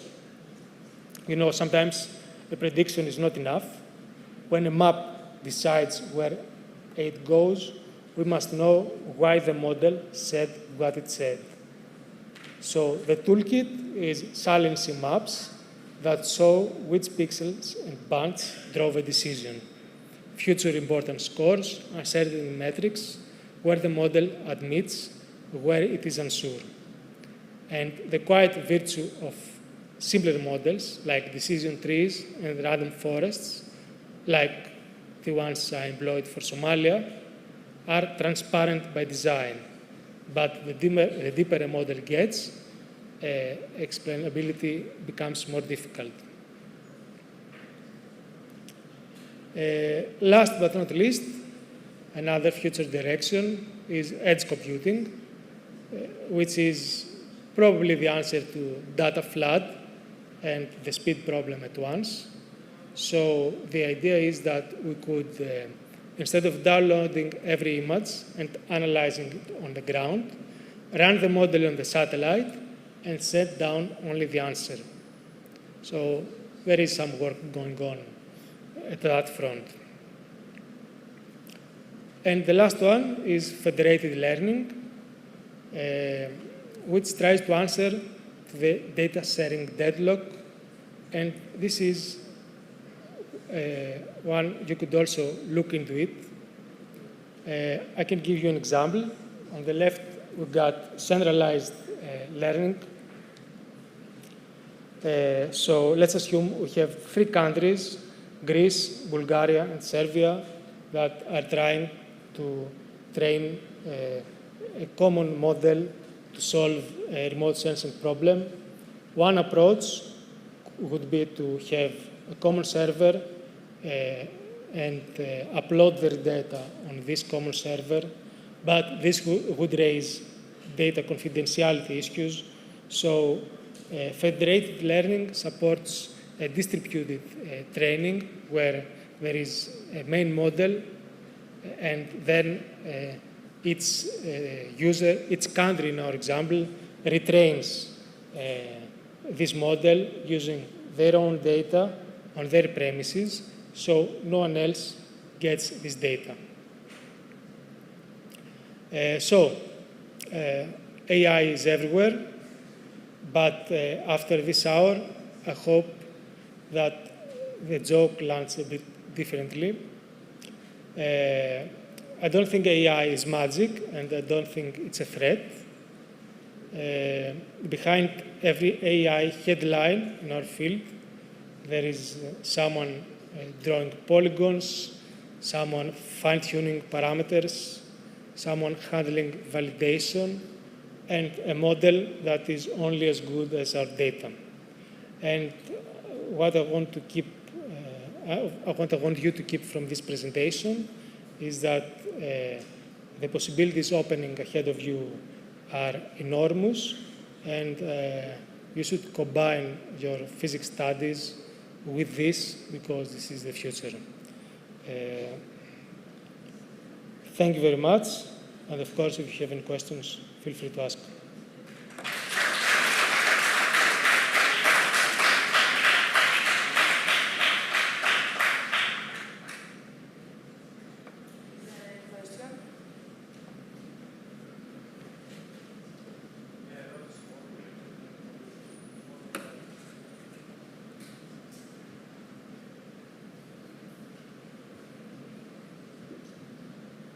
Okay, first of all, congratulations on your presentation.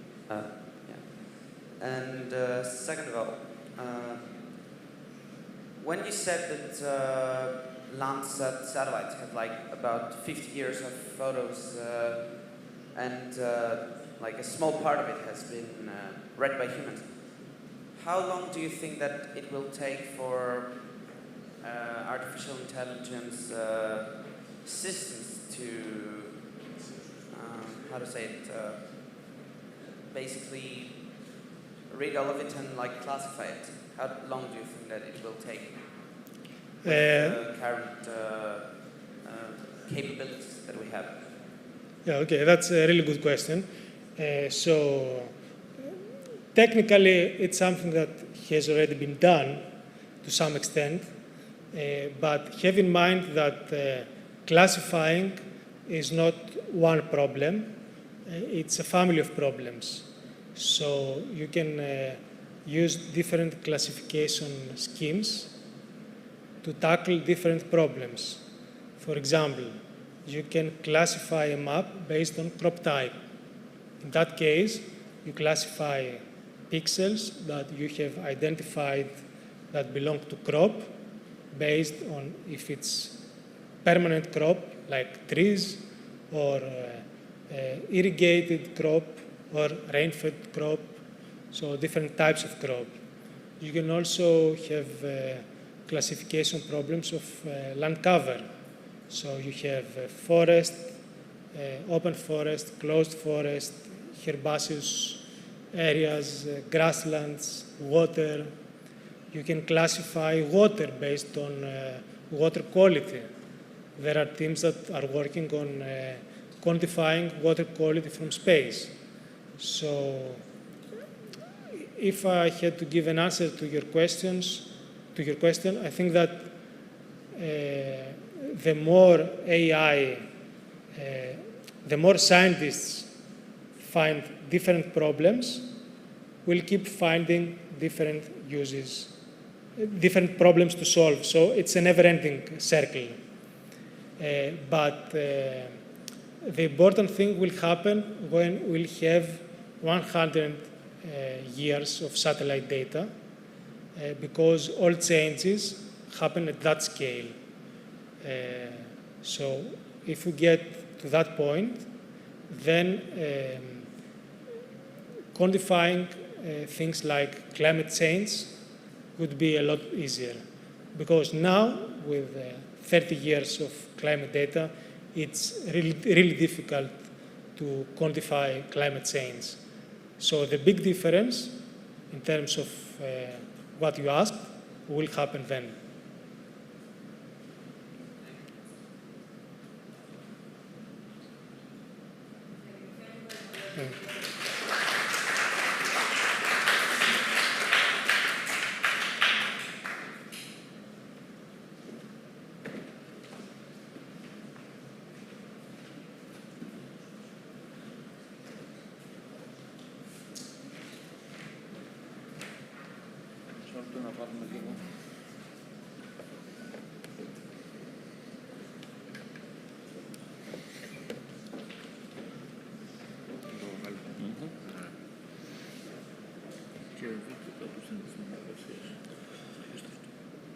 Αυτό εδώ. Να το έχω στην επιφάνεια. Το βγάζω. Αυτό δεν είναι.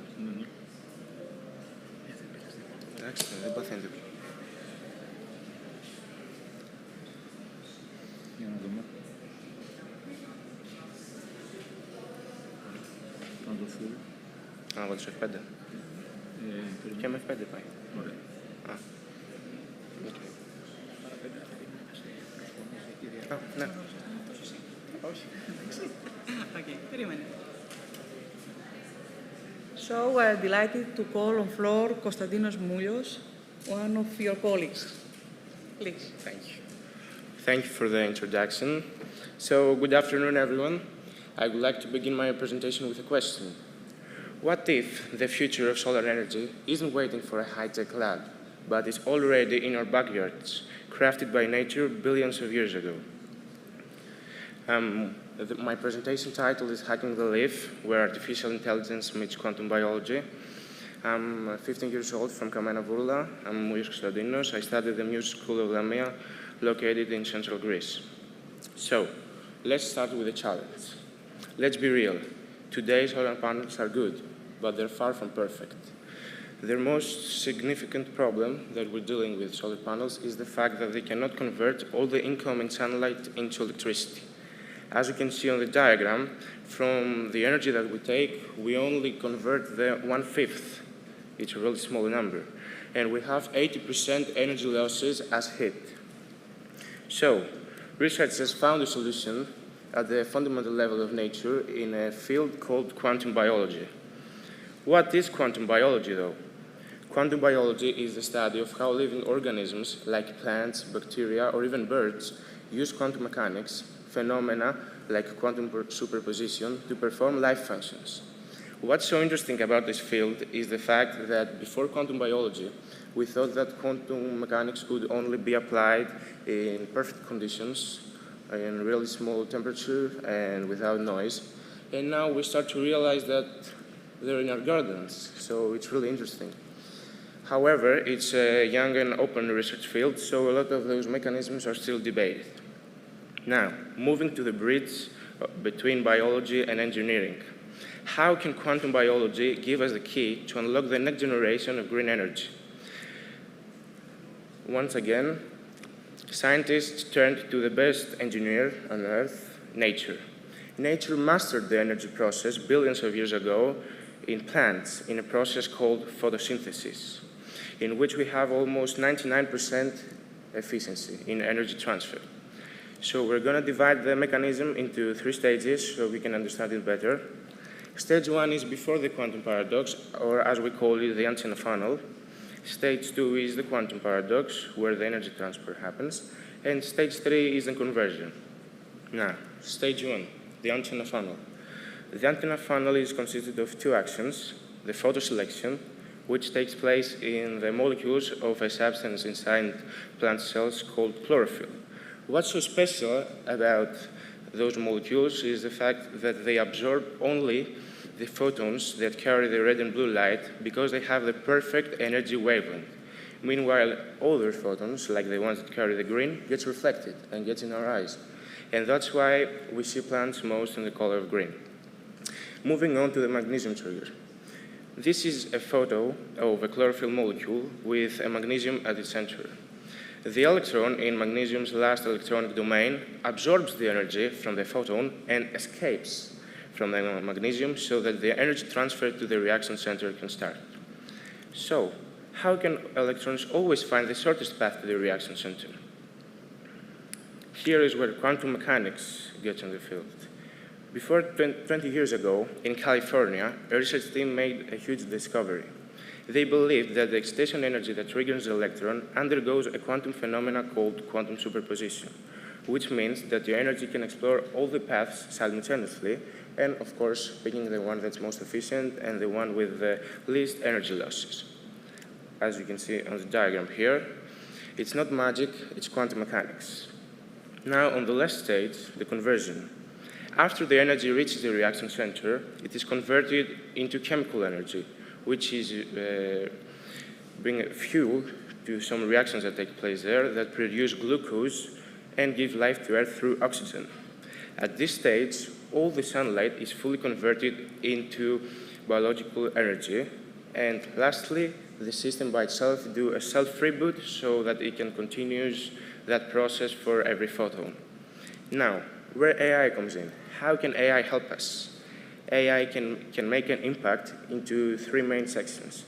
At first, we can train AI with previous measurements so that it can predict the following fastest paths that energy is about to take. Moreover, AI can act like a real-time detective that detects the energy losses in the form of heat. And last but not least, we can train AI to be a hard equation solver and replace physicians that would take so many years of research to solve. Now, how can those three help us in quantum biology?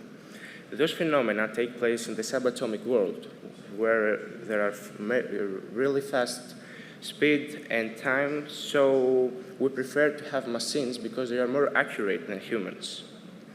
Now, where do we see the future of that combination, AI and quantum biology? As we mentioned a lot of times, we will be able to copy the photosynthesis mechanism to create the next generation of solar panels.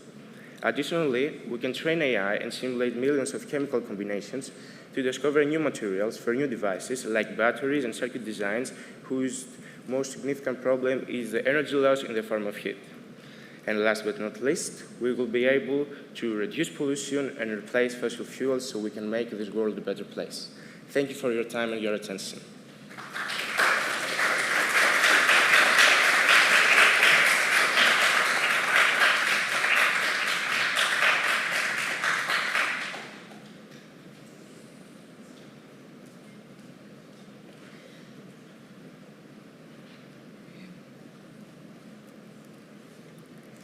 And now we're going to call on floor Professor Ioannis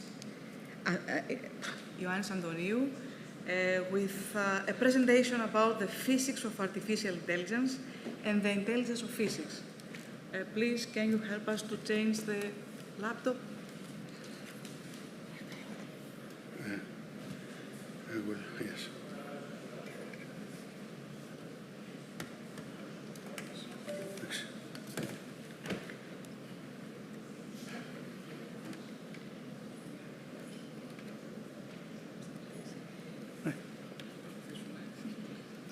Όλα καλά. Έχουμε laser pointer. Αν δεν έχετε να κοιτάξω.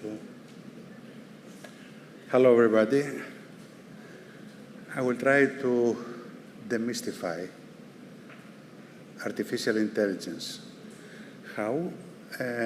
We shall try to view the concept of intelligence and the hardware of intelligence, which is our brain, as a physical process, as a collection of physical phenomena and relevant hardware. So we shall see how this story has unfolded. Okay, very well.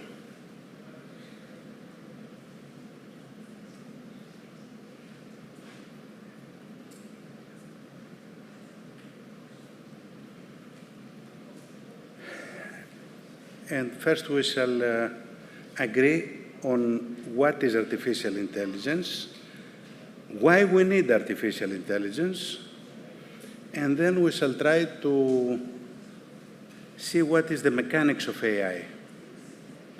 In other words, what are the physics and mathematics of AI?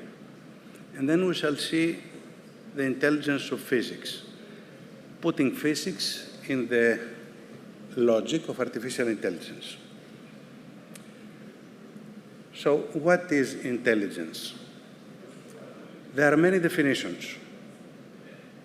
What I like most is the definition of the famous psychologist and educator, Piaget. My teacher, Ilya Prigozhin, recommended this definition to me 20 years ago. In his book, The Psychology of Intelligence, written in 1947, Piaget defines intelligence as what you use when you don't know what to do. In other words, intelligence is the function of our mind when we are in a state of uncertainty. We are never certain in what we decide. We are never certain in our understanding of our environment. So when we feel uncertainty, when we feel distress, we develop a skill, we develop a function which is within our mind, and we call intelligence. This is the definition of Piaget. So today, psychologists define the phenomenology of intelligence in terms of 15 features. They're very specific. They're very specific and measurable. Measurable in terms of specific tests.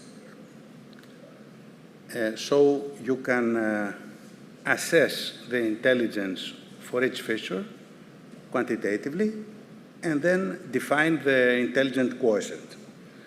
So reasoning, inference, decision-making, generalization, and discrimination, they go together. Classification and categorization, what is the difference? In classification, we know the boxes to be classified. And we have data, and we try to classify the data in the boxes. In categorization, we don't know the boxes. So we have to check if the new data fits within the accepted boxes, and if not, we have to construct new boxes. Search, summarization, translation, problem solving, editing texts, images, sounds, adaptation, planning, communication, and learning. Why learning is in red? Because learning as a process or as a mechanism allows our mind, our brain, or the machine to do all the rest. This is the good news. So, the intelligence of mankind developed in 3 stages. 3 stages which manifested specific anxieties. So the first stage took place in 6th century BC. Before that stage, we were under the ideas of myths, occult forces underlying observed phenomena, and then science emerged in the 6th century.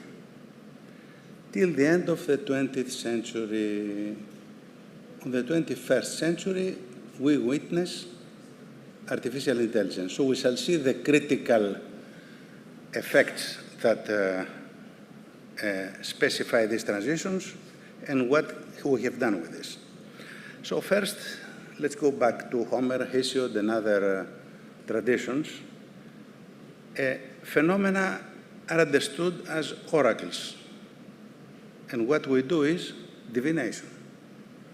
The methods are astrology, cartomancy, palmistry, necromancy, coffee, and many ways. The predictions of oracles, when specific, were never confirmed. I'm sorry, Professor. This is true. And whenever specific, they were giving wrong predictions. So oracles were useful only for diviners.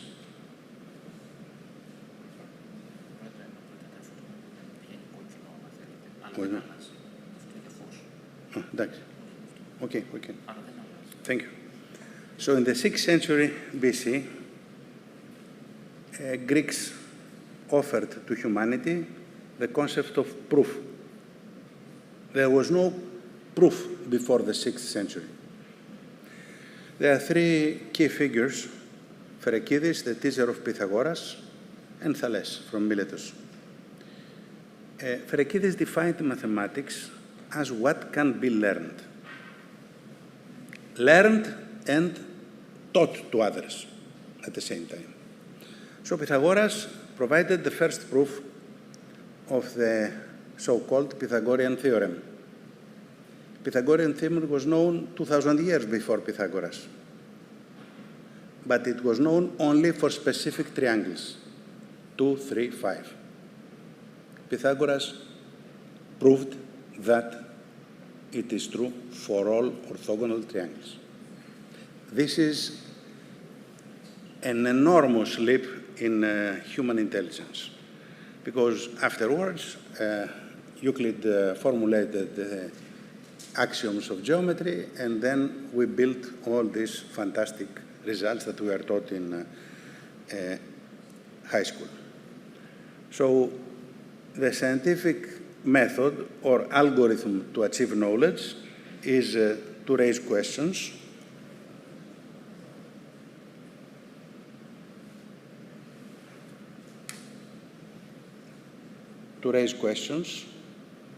get data. Get means register data, because if I get data and not register them, there is no information. Then from this data, I try to construct a mathematical model, and within the model, I construct algorithms for prediction. Then I validate the prediction with new data. The key concept here is new data. Prediction is not validated within the data used to construct the model. You have to have new data. And then, if the prediction is in contradiction with observation, you start the game again. You gain, however, the knowledge that reality is not within the assumed model. But if the prediction is okay, then you claim that you have new knowledge within the mathematical model. This is the algorithm of knowledge, which we apply since Pythagoras till the end of the 20th century. This is what we were taught with Professor Spirou, Professor Stavronidis, Professor Magafas. We were trained to think in this way, and we were very successful. So we teach Newtonian dynamics, fluid dynamics, electrodynamics, statistical mechanics, quantum dynamics, quantum information, and so on. All this is built on specific models which passed the previous test. This way of thinking led, by the end of the 20th century, to 4 problems, which cannot be resolved in the previous way of thinking. So we come back to the idea of Piaget, what is intelligence. We have to develop new intelligence. The first problem is the big data. What means big data?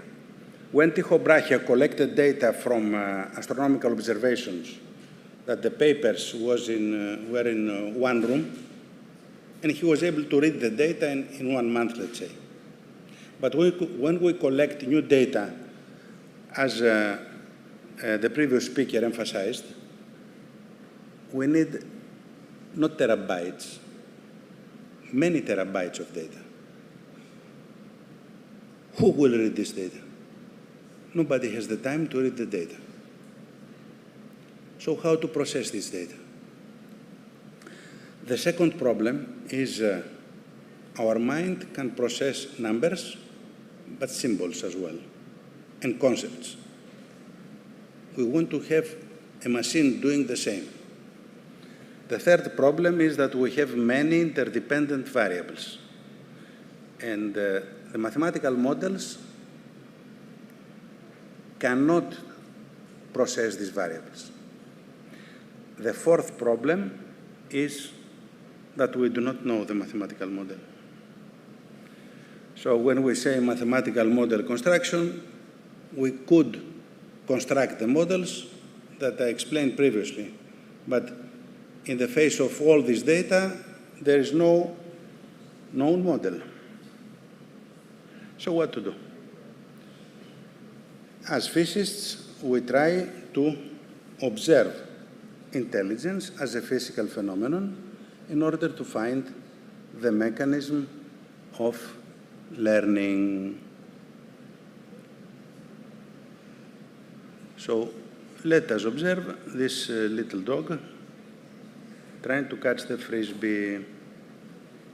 You throw a frisbee to the dog, and he can catch the frisbee. Okay. If we are asked to solve the problem of computing the trajectory of the frisbee, it is an easy exercise for the secondary education level. So how is the dog catching the frisbee? The brain of the dog is solving Newton equations. What do you think? Because the 20th century model is write equations, solve the equations, make predictions. So how the dog is able to catch the frisbee? What do you think? Please. Sorry? Trial and error. I did not mention this idea in the 20th century model. Trial and error is something else. Within the model of physics, can you explain the achievement of the dog? No. You need another model, another concept. Ladies and gentlemen, this is where traditional physics ends and where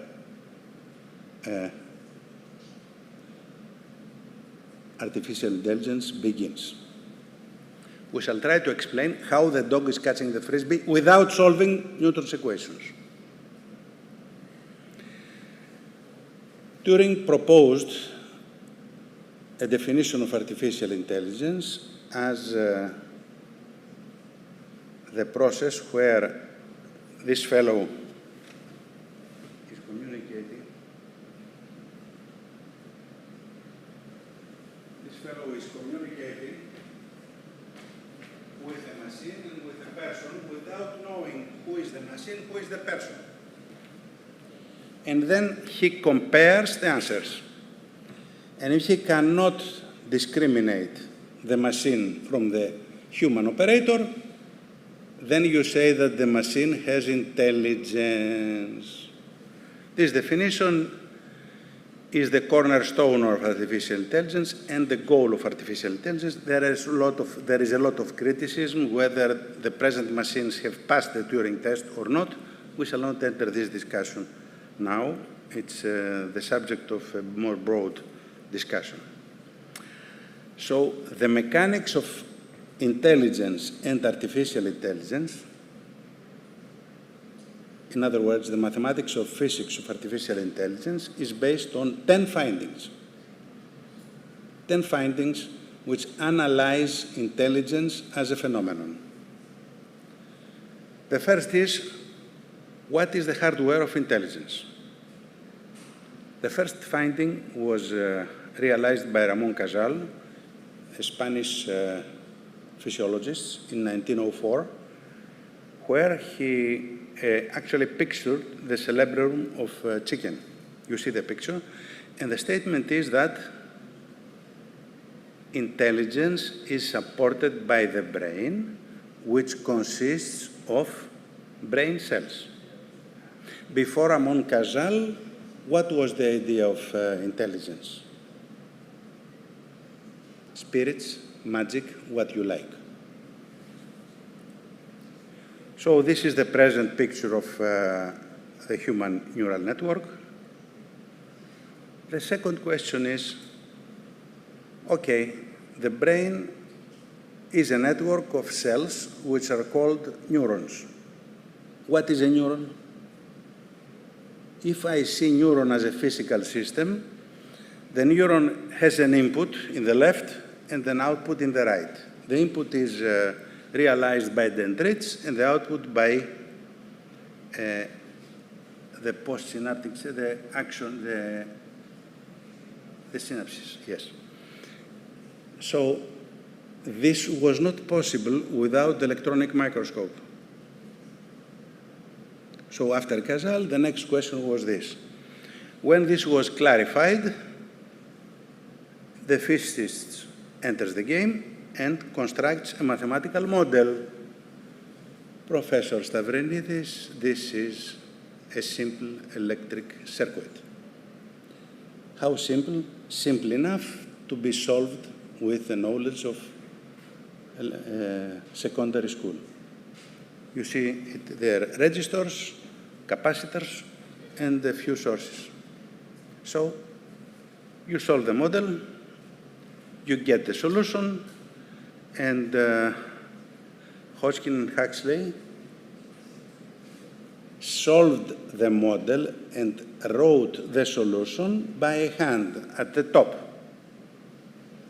Then they made observations on this elementary circuit, and they found very significant coincidence. If you achieve this coincidence, you are in the line for the Nobel Prize.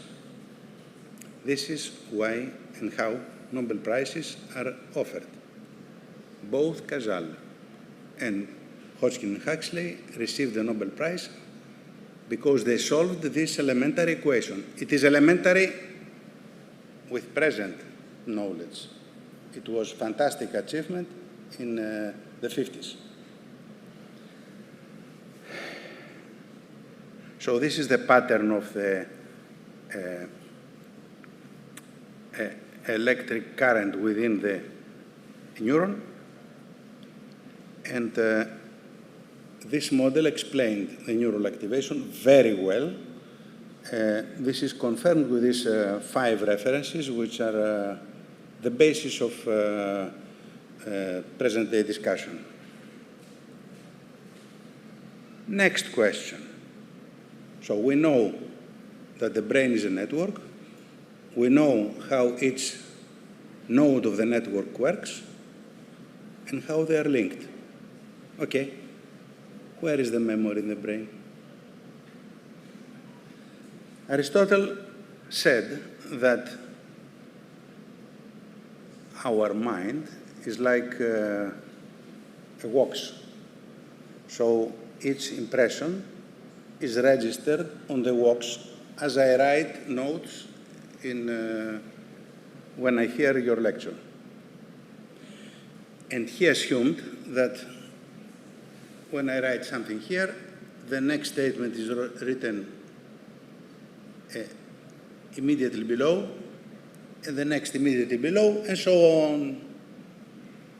That was the only model before Semon, 1921.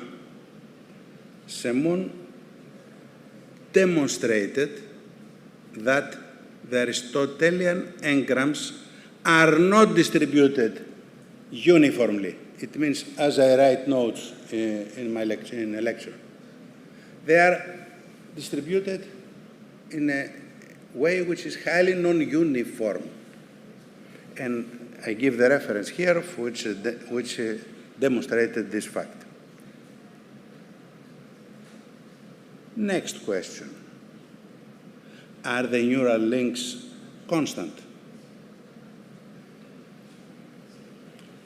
Hebb, in 1949, you see that its progress takes place after 10 years.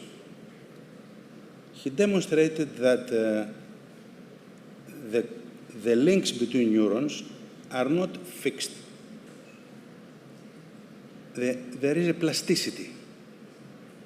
And he coined the famous statement, neurons wire together if they fire together, which means if I relate astronomy with my dear professor, here, then the pattern of my professors are linked with astronomy in my mind.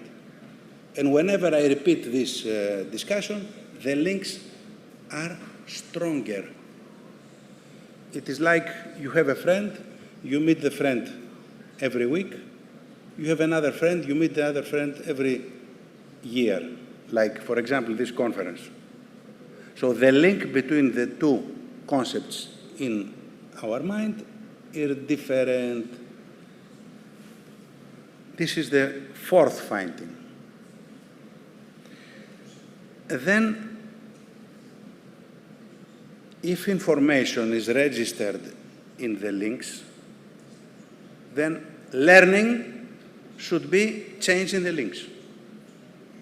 This idea has the roots in Hebb, but was completely confirmed by Cantel in 2007 when he got the Nobel Prize for this discovery. He demonstrated this in this little animal, a sea animal. And the present state of the engram means how we understand the engram, the Aristotelian engram today is this reference. And then mathematicians enter the game. Okay, you say that information is registered on the weights. Okay.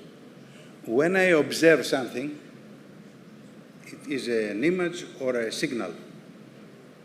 This is a function, mathematical function, anyway, because my observations are electric signals in the back of my brain. So when I register these signals as functions, can I register them precisely, without error? This becomes a mathematical problem. Kolmogorov, the founder of probability, answered the question positively. Yes, you can do it as good as you want. Want means, for physics, as good as you pay for it. It costs, because accuracy involves cost. So Kolmogorov proved that you can register the incoming information. So learning is change of the weights, and this is the fifth finding. And the idea of Kolmogorov was the following. Suppose that the orange line here is the signal we observe and register from time 0 up to time t. And blue is our prediction, our model. So then we observe again from time t to time t plus tau. If the prediction blue is close to observation, we are so happy. If the prediction is very different from observation, then we have a problem. We have what Kolmogorov calls innovation. And this innovation, which means divergence of observation from prediction, is the source of knowledge. If we can predict everything, life is very boring. Uncertainty is the key for understanding. I know something better if I experience less surprises. I'm very tempted to quote the statement of Niels Bohr, one of the founders of quantum mechanics. An expert is a person who has made all mistakes that can be made in a very narrow field.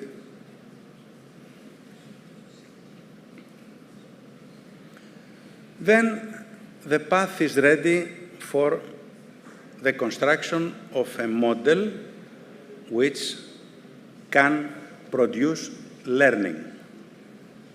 All these data were known to Hopfield and Hinton, who constructed the first such model. And they got the Nobel Prize of Physics in 2024. Why physics? Because magnetism was the inspiration behind this model of learning. Hopfield and Hinton viewed our brain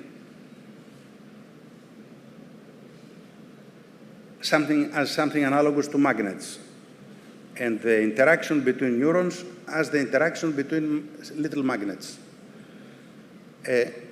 So magnets are neural nets, elementary magnets are neurons, and neural interaction is the corresponding to links.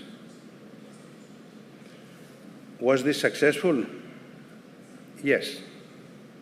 It was based on Ising model, who got his PhD in 1925 under the supervision of Lenz. Professor Stavernidis and myself were taught this model in the third year of the physics department. But we could not imagine that the simple model of magnetism can explain our mind, can explain the mechanism of learning. This is from the Nobel website. So if you put Nobel in Physics 2024, you will see all the documentation related to this prize, which means why this work is a work of physics. So the mathematical model for mind is that you see each neuron as a node, K.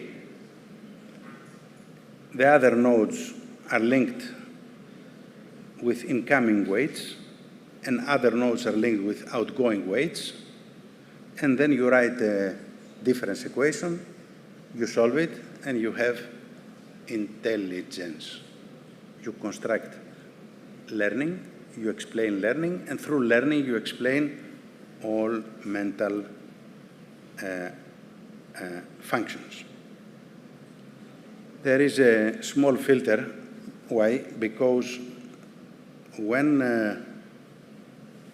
you have this representation of a function in the brain, theoretically, all activations may add up, and then the neuron K may explode. The neural network will become hot. So our brain is equipped with a filter, which is presented below.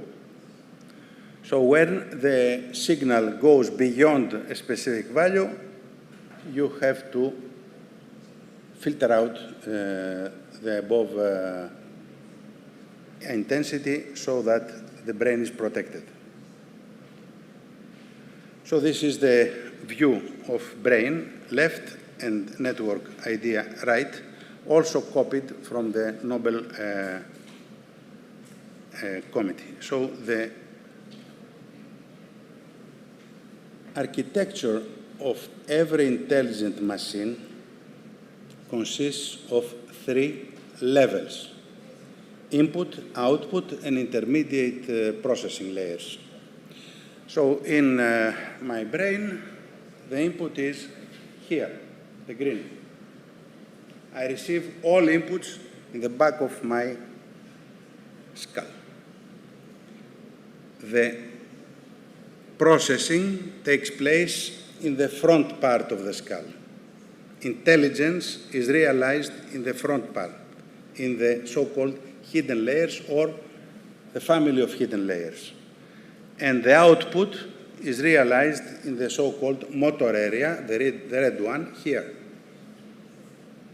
This is true for my brain. This is true for any intelligent machine.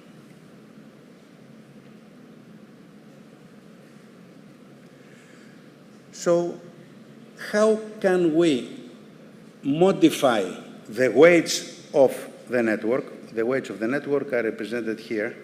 This W. To achieve learning. It means to minimize the error between observation and prediction. This is an old mathematical problem. it's a minimization problem or maximization problem. In practice, you minimize the error and you maximize the gain or the profit. That is what economists are doing. The same mathematics works here. So we have to add to the equations of Kolmogorov the optimization principle. So you modify the weights so that the error is minimal, so that the profit is maximal. We are taught in elementary calculus, we have taught the fundamental theorems, min-maximum theorems. We have also taught these theorems in inequalities. Find maximum for a certain function. The same mathematics appears. What is different is new functions that have to be minimized or maximized. So this, ladies and gentlemen, is the seventh finding. With this, you can train the neural network to achieve your goal. Next information is, okay, I have seen a bird flying. I have registered this bird in my brain network. How to compare the pattern of flights with the pattern of another flight or of a libellule? There has to be some mechanism for this comparison. What is this mechanism? This is the eighth finding.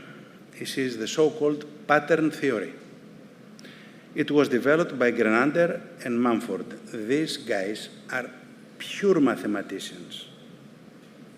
Mumford got the Nobel Prize of Mathematics, the Fields Medal, at the age of 37. You cannot get a Fields Medal beyond 40. You have to be below 40. So they developed the so-called calculus of ideas or pattern theory. How to identify patterns or motifs and compare them. This is not a simple mathematical problem. It requires a deep mathematical theory. This is already built in all AI machines. This is the eighth finding. You see that Kolmogorov and Grenander with Mumford contributed to intelligence with pure mathematics. The next one is what we call now semantic networks. Aristotle was the first to write down semantic networks in his Organon. He classified concepts in terms of depth and width. And Newton, who was fluent in Greek, and he was able to think in Greek. How many Greeks can think in ancient Greek now?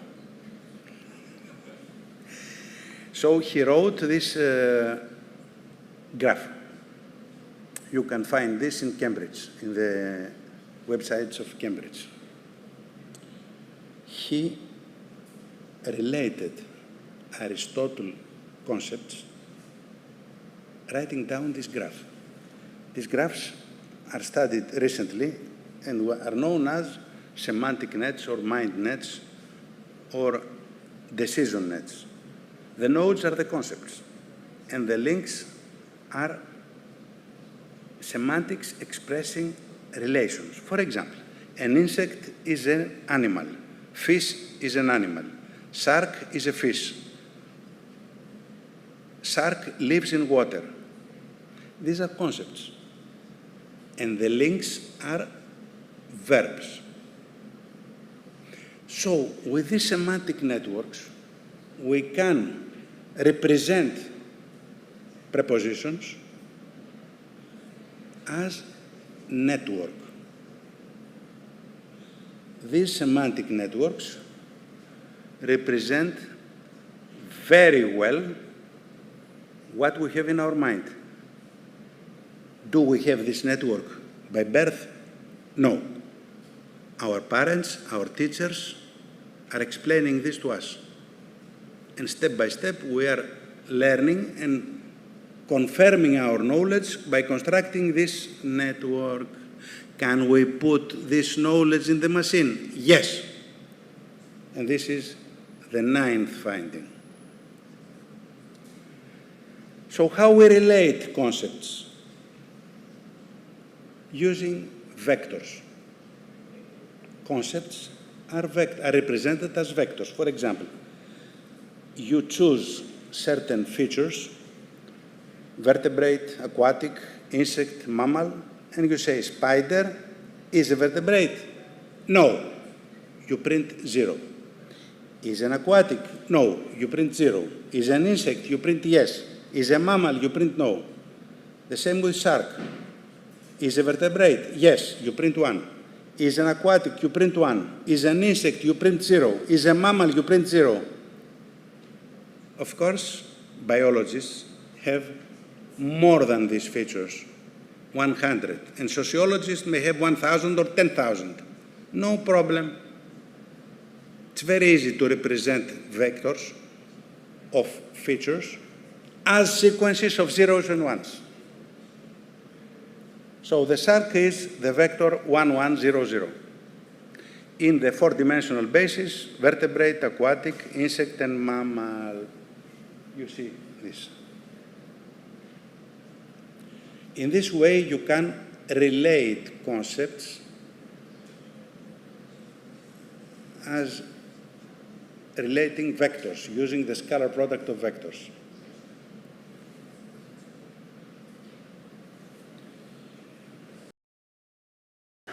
Linguists and philosophers gave the final finding, the 10th finding.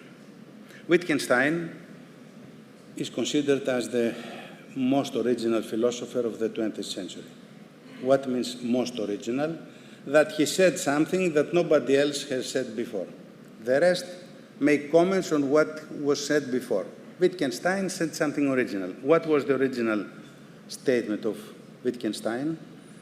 That the meaning of a word is its use in the language. And Firth, which was a professional linguist, said that a word is characterized by the company it keeps. Very nice justification of the idea that words are vectors. So if two vectors have small distance, they are close together. If they have big distance, they are far from each other. And then Koke, Sedragin, and others constructed a mathematical model of language based on this idea. Koke, I had the honor to be his PhD advisor in Brussels, and this is, ladies and gentlemen, the last finding. Nothing else. All AI is built on these 10 findings. So we can simulate mind intelligence as nodes of networks and links between nodes and so on. These 3 books are the Gospels of AI. Everybody who is studying AI is getting information from these 3 books. Most of this can be understood even at the high school level if you know elementary trigonometry and vectors. And probability, of course. So, ladies and gentlemen, with this mechanism based on the 10th findings, we can have software for all intelligence functions. You can buy this software. Everything that was a feature of intelligence is a real thing. Now we go to the intelligence of physics. Did AI solve the 4th problems? The first is the big data. How big is this? It is at the order of Avogadro number. So the number of bits produced by humanity now is of this order. And the way it is doubling is represented with this graph proposed by Buckminster Fuller in 1982. From 1,400 till 1,900, we have the first doubling. What is the key point here? Typography. From 1,900 till 1950, we have the second doubling. And from 1950 to 1970, the third doubling. In 20 years, all documented information was doubled. What is the doubling rate today? 10 minutes. If you take your video and you send it to your friends, and each friend sends it to another friend, all this is registered on the web. So the machines can get this information. And it is not wiped out, which means that you are drunk and you dance in a way that you don't like to be seen by others, and then you somehow change your mind. It is written in the web. So let us be careful what we say, how we behave. Second problem, can we process symbols? Yes. Why you throw this to each other? Is it so funny? I'm asking you, my dear friend. Why you throw it? It's boring. You can go out. Why don't bother? You should not bother those who are interested. You're not obliged to follow the lecture, but you should respect your colleagues and not throw. You throw it, I show it. Okay. You want to say no, but please respect your audience, your colleagues who like to follow the lecture. Please. So, with large language models, you can represent symbols and process symbols. That was the big revolution, which started 4 years ago. ChatGPT from OpenAI was initiated in November 22. Gemini from Google started 1 year later. Claude from Anthropic started the same month. And DeepSeek from China started in July 2023. These are the 4 basic AI machines that are used today. And they can process symbols. What this means? It means that you can program these machines with speech, with pictures, with sounds. The implementation is using chips constructed by NVIDIA. Huang is the CEO of NVIDIA. And he said 1 year ago that we do not need programmers anymore. Why? Because I can program the AI, which can receive symbols, understand symbols, and process symbols by speaking to the AI. I don't have to know the program. I don't have to know how to program with Python.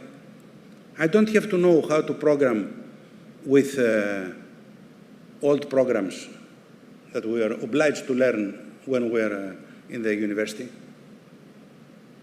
You can ask the machine to do the program in language C++ or in language Python. So you don't have to know how to write instructions. You have to know what you want. So instead of programmers, you need knowledgeable controllers of the information flow. The third problem, which is many interdependent variables, is solved to some extent by mathematical methods achieving reduction of dimension, networks, and geometry of interdependence. The networks are actually the geometry of interdependence. It's another thing. We can discuss another time for it. The fourth problem, when we don't know the mathematical model, is resolved to some extent, but whatever it is, there is no other alternative. The astronomer is giving me data, and I cannot find any model except the statistical model that the AI will give me. So what is the change of the scientific method after the 20th century? Instead of computation within the model, because I don't know the mathematics, I put the machine and I compute within the machine. The rest is the same. So the only change is that I don't have to know the model. The machine is constructing the model from the data. Okay, let's see what is happening now and what is the future. First of all, AI can solve difficult mathematical problems. What means difficult? You solve this problem, you get Fields medal. That means difficult. The problem is 100 years old. You solve it, you get Fields medal, you become famous. So within 6 months, AI solved 60 such problems. This is the list by August. So if you go to the internet and ask Google what has been solved, maybe they are solved new problems. Shocking? Very much. Heirer, Tao, and Zimmermann are the 3 famous Fields medalists. They are all mathematicians of high class, and they all study AI, and they all claim that AI mathematical abilities have advanced tremendously, and that AI will change the way we do mathematics. Mathematics will change with proper prompting and guidance. Please, you can enter YouTube and write the names, and you can listen very interesting talks and very details. And you see how these fellows see the future of mathematics. So the idea is not to say, as most mathematicians do today, they say, this famous mathematician in this paper wrote the following conjecture, and I solved part of this conjecture. This is finished. The machine can do it. Can AI perform scientific research, which means the algorithm of scientific research can be realized by a machine? Yes. 2 papers were written in Nature, a very traditional and almost universally accepted journal, that demonstrate this with examples. The examples are not, however, beyond the given mental model. For example, AI cannot get classical mechanics from epicycles without Newton, cannot get relativity from Michelson-Morley experiment, cannot get photons from black body radiation, cannot get quantum information and coding on atoms.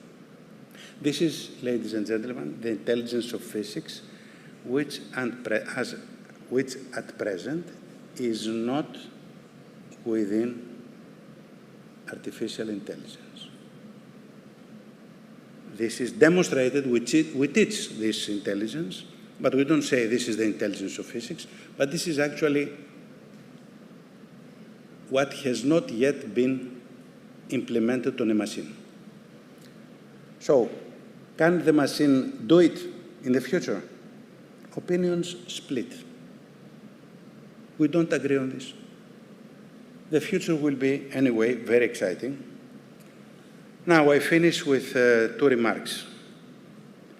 If the machine can do what I mentioned before, in the way I mentioned before, what is the role of a professional, scientist or entrepreneur? Whatever business you do, if you don't use artificial intelligence, you are very limited. So the professional, first of all, asks the questions. The machine does not ask any question. And my teacher, Prigozhin, said that science is selective exploration. Who makes the selection? The humans. The humans are excited. Redkin was excited when Pisuranit interfered with a photographic plate, and he discovered radium and radioactivity. Second is, we have to learn how to prompt, how to direct, how to guide the AI to address the problem that we are interested. Fifth, we should be able to validate the results provided by AI, because AI will give us some result. If we don't understand it, goodbye. So understanding involves meaning and significance. What it means that the answer of the computer is this. What is the significance of this answer? These 5 tasks are not implemented by AI, by any AI. Those who will play in the future should be able to do that. And what they should do, what skills we should develop to do that. First of all, we should master the language. Because if we don't know how to think correctly and how to formulate our thinking precisely means with exact grammatical rules, respecting the grammatical rules very accurately. If we cannot do that, the machine will give us wrong answers. Then we complain, the machine is not good. We have to know principles, key results, identify the problems. We have to be able to discriminate, develop critical thinking, and control the flow of thoughts in the mind. These are the 4 skills that are needed for those who manage the machines. Those who miss these skills are vulnerable to manipulation. They see those who don't have the skills. They see AI predictions as oracles. We go back before the 6th century BC. You ask the god to give you an answer through the priest. So AI machines are the diviners, like Pythia in Delphi, and AI experts are the priests. So come back to the idea before the 6th century that oracles, AI oracles, are eventually useful for diviners. So, moreover, I would like to say that those who do not develop these skills will be simply employers of those who develop them. You like it or you don't like it, this will happen eventually, as it has happened all the time. Thank you very much.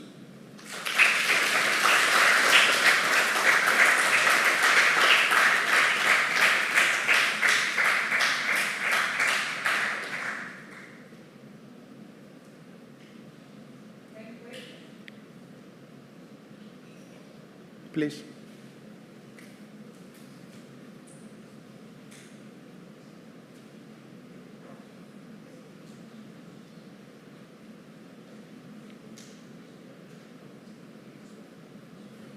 So, you mentioned a lot of skills that we should conquer.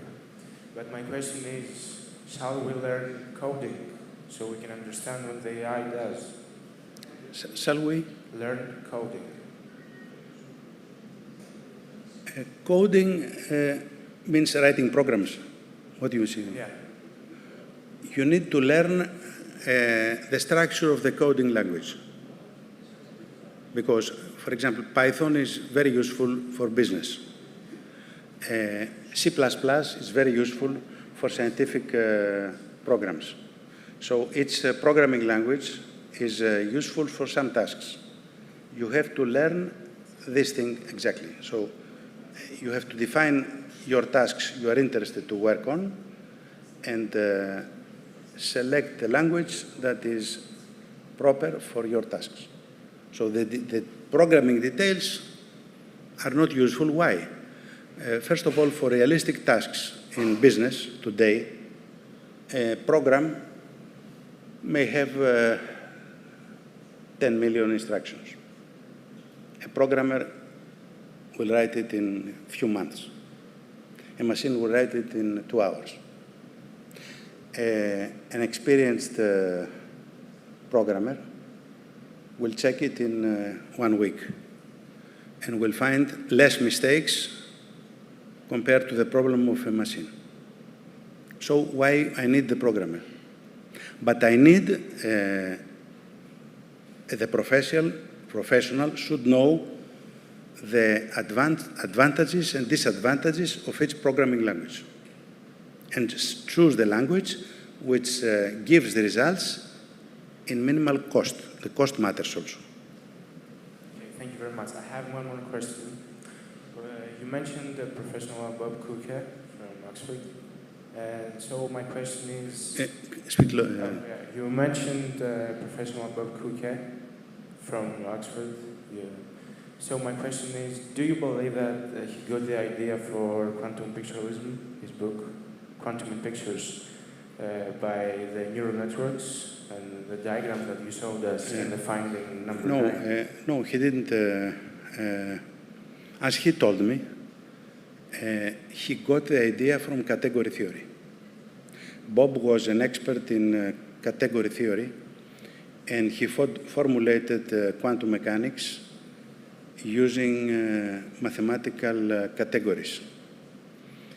And with this formulation, he represented categories as network of arrows. The idea of network of arrows goes back to Roger Penrose, who used spinors in general relativity.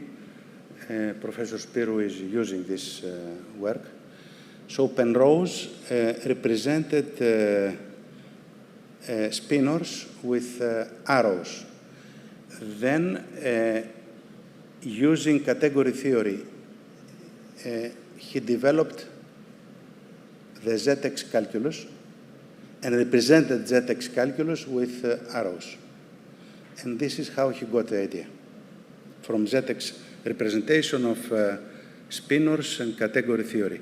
First, he checked these arrows with classical logical diagrams. And all logical diagrams that we learn can be represented in this language also. And then he extended this language to quantum diagrams. The extension was simple once you get the idea.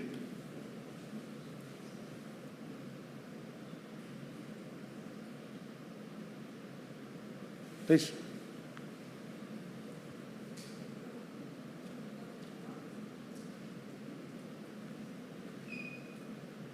So thank you very much. And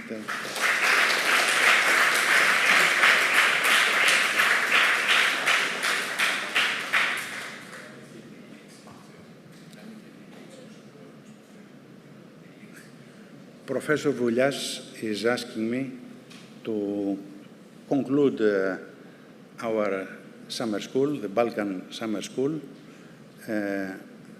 wearing the hat of President of the Hellenic Physical Society. So as President of the Hellenic Physical Society, a warm thanks to Professor Voulias, to the American School for this kind and highly inspiring hospitality. And we wish that we see you or your colleagues next year. Thank you very much.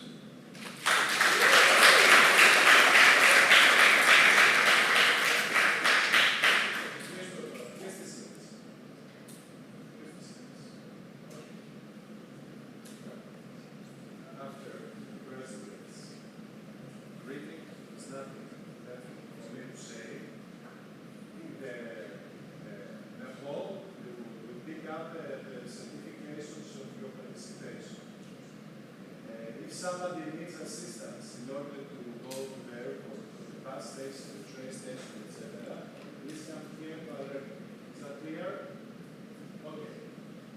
See you next year. Bye.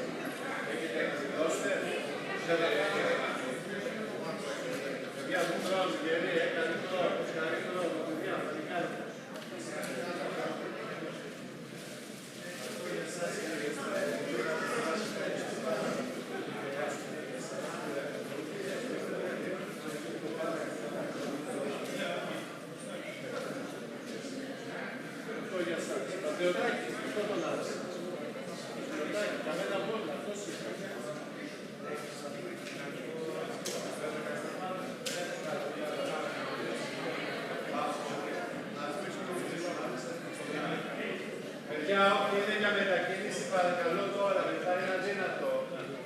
Έχουμε κάποιον άλλο που θέλει μετακίνηση. Πέρα.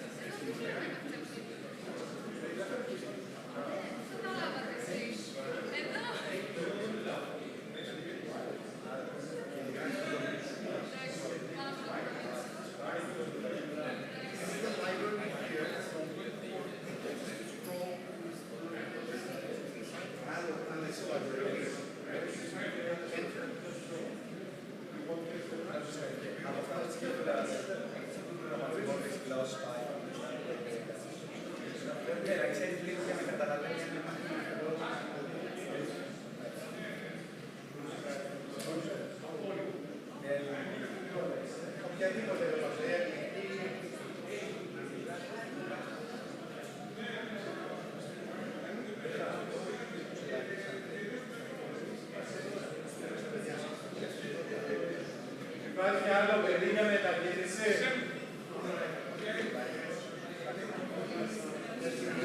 Πάμε σε αεροπόρτο, σε τρένο, κτλ. Μόνο μη σίγουρα μιλάει.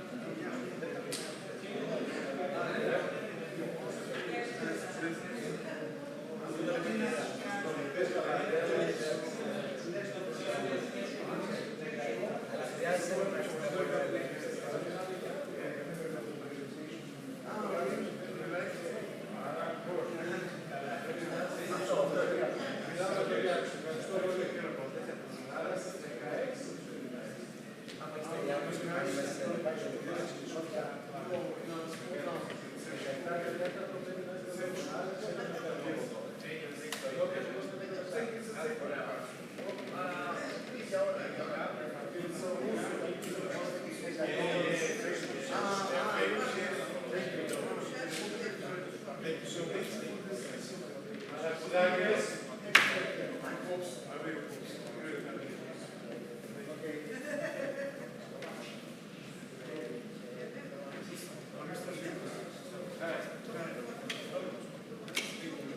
want to thank especially you for your presentation and generally speaking your attitude, your values. It was very helpful.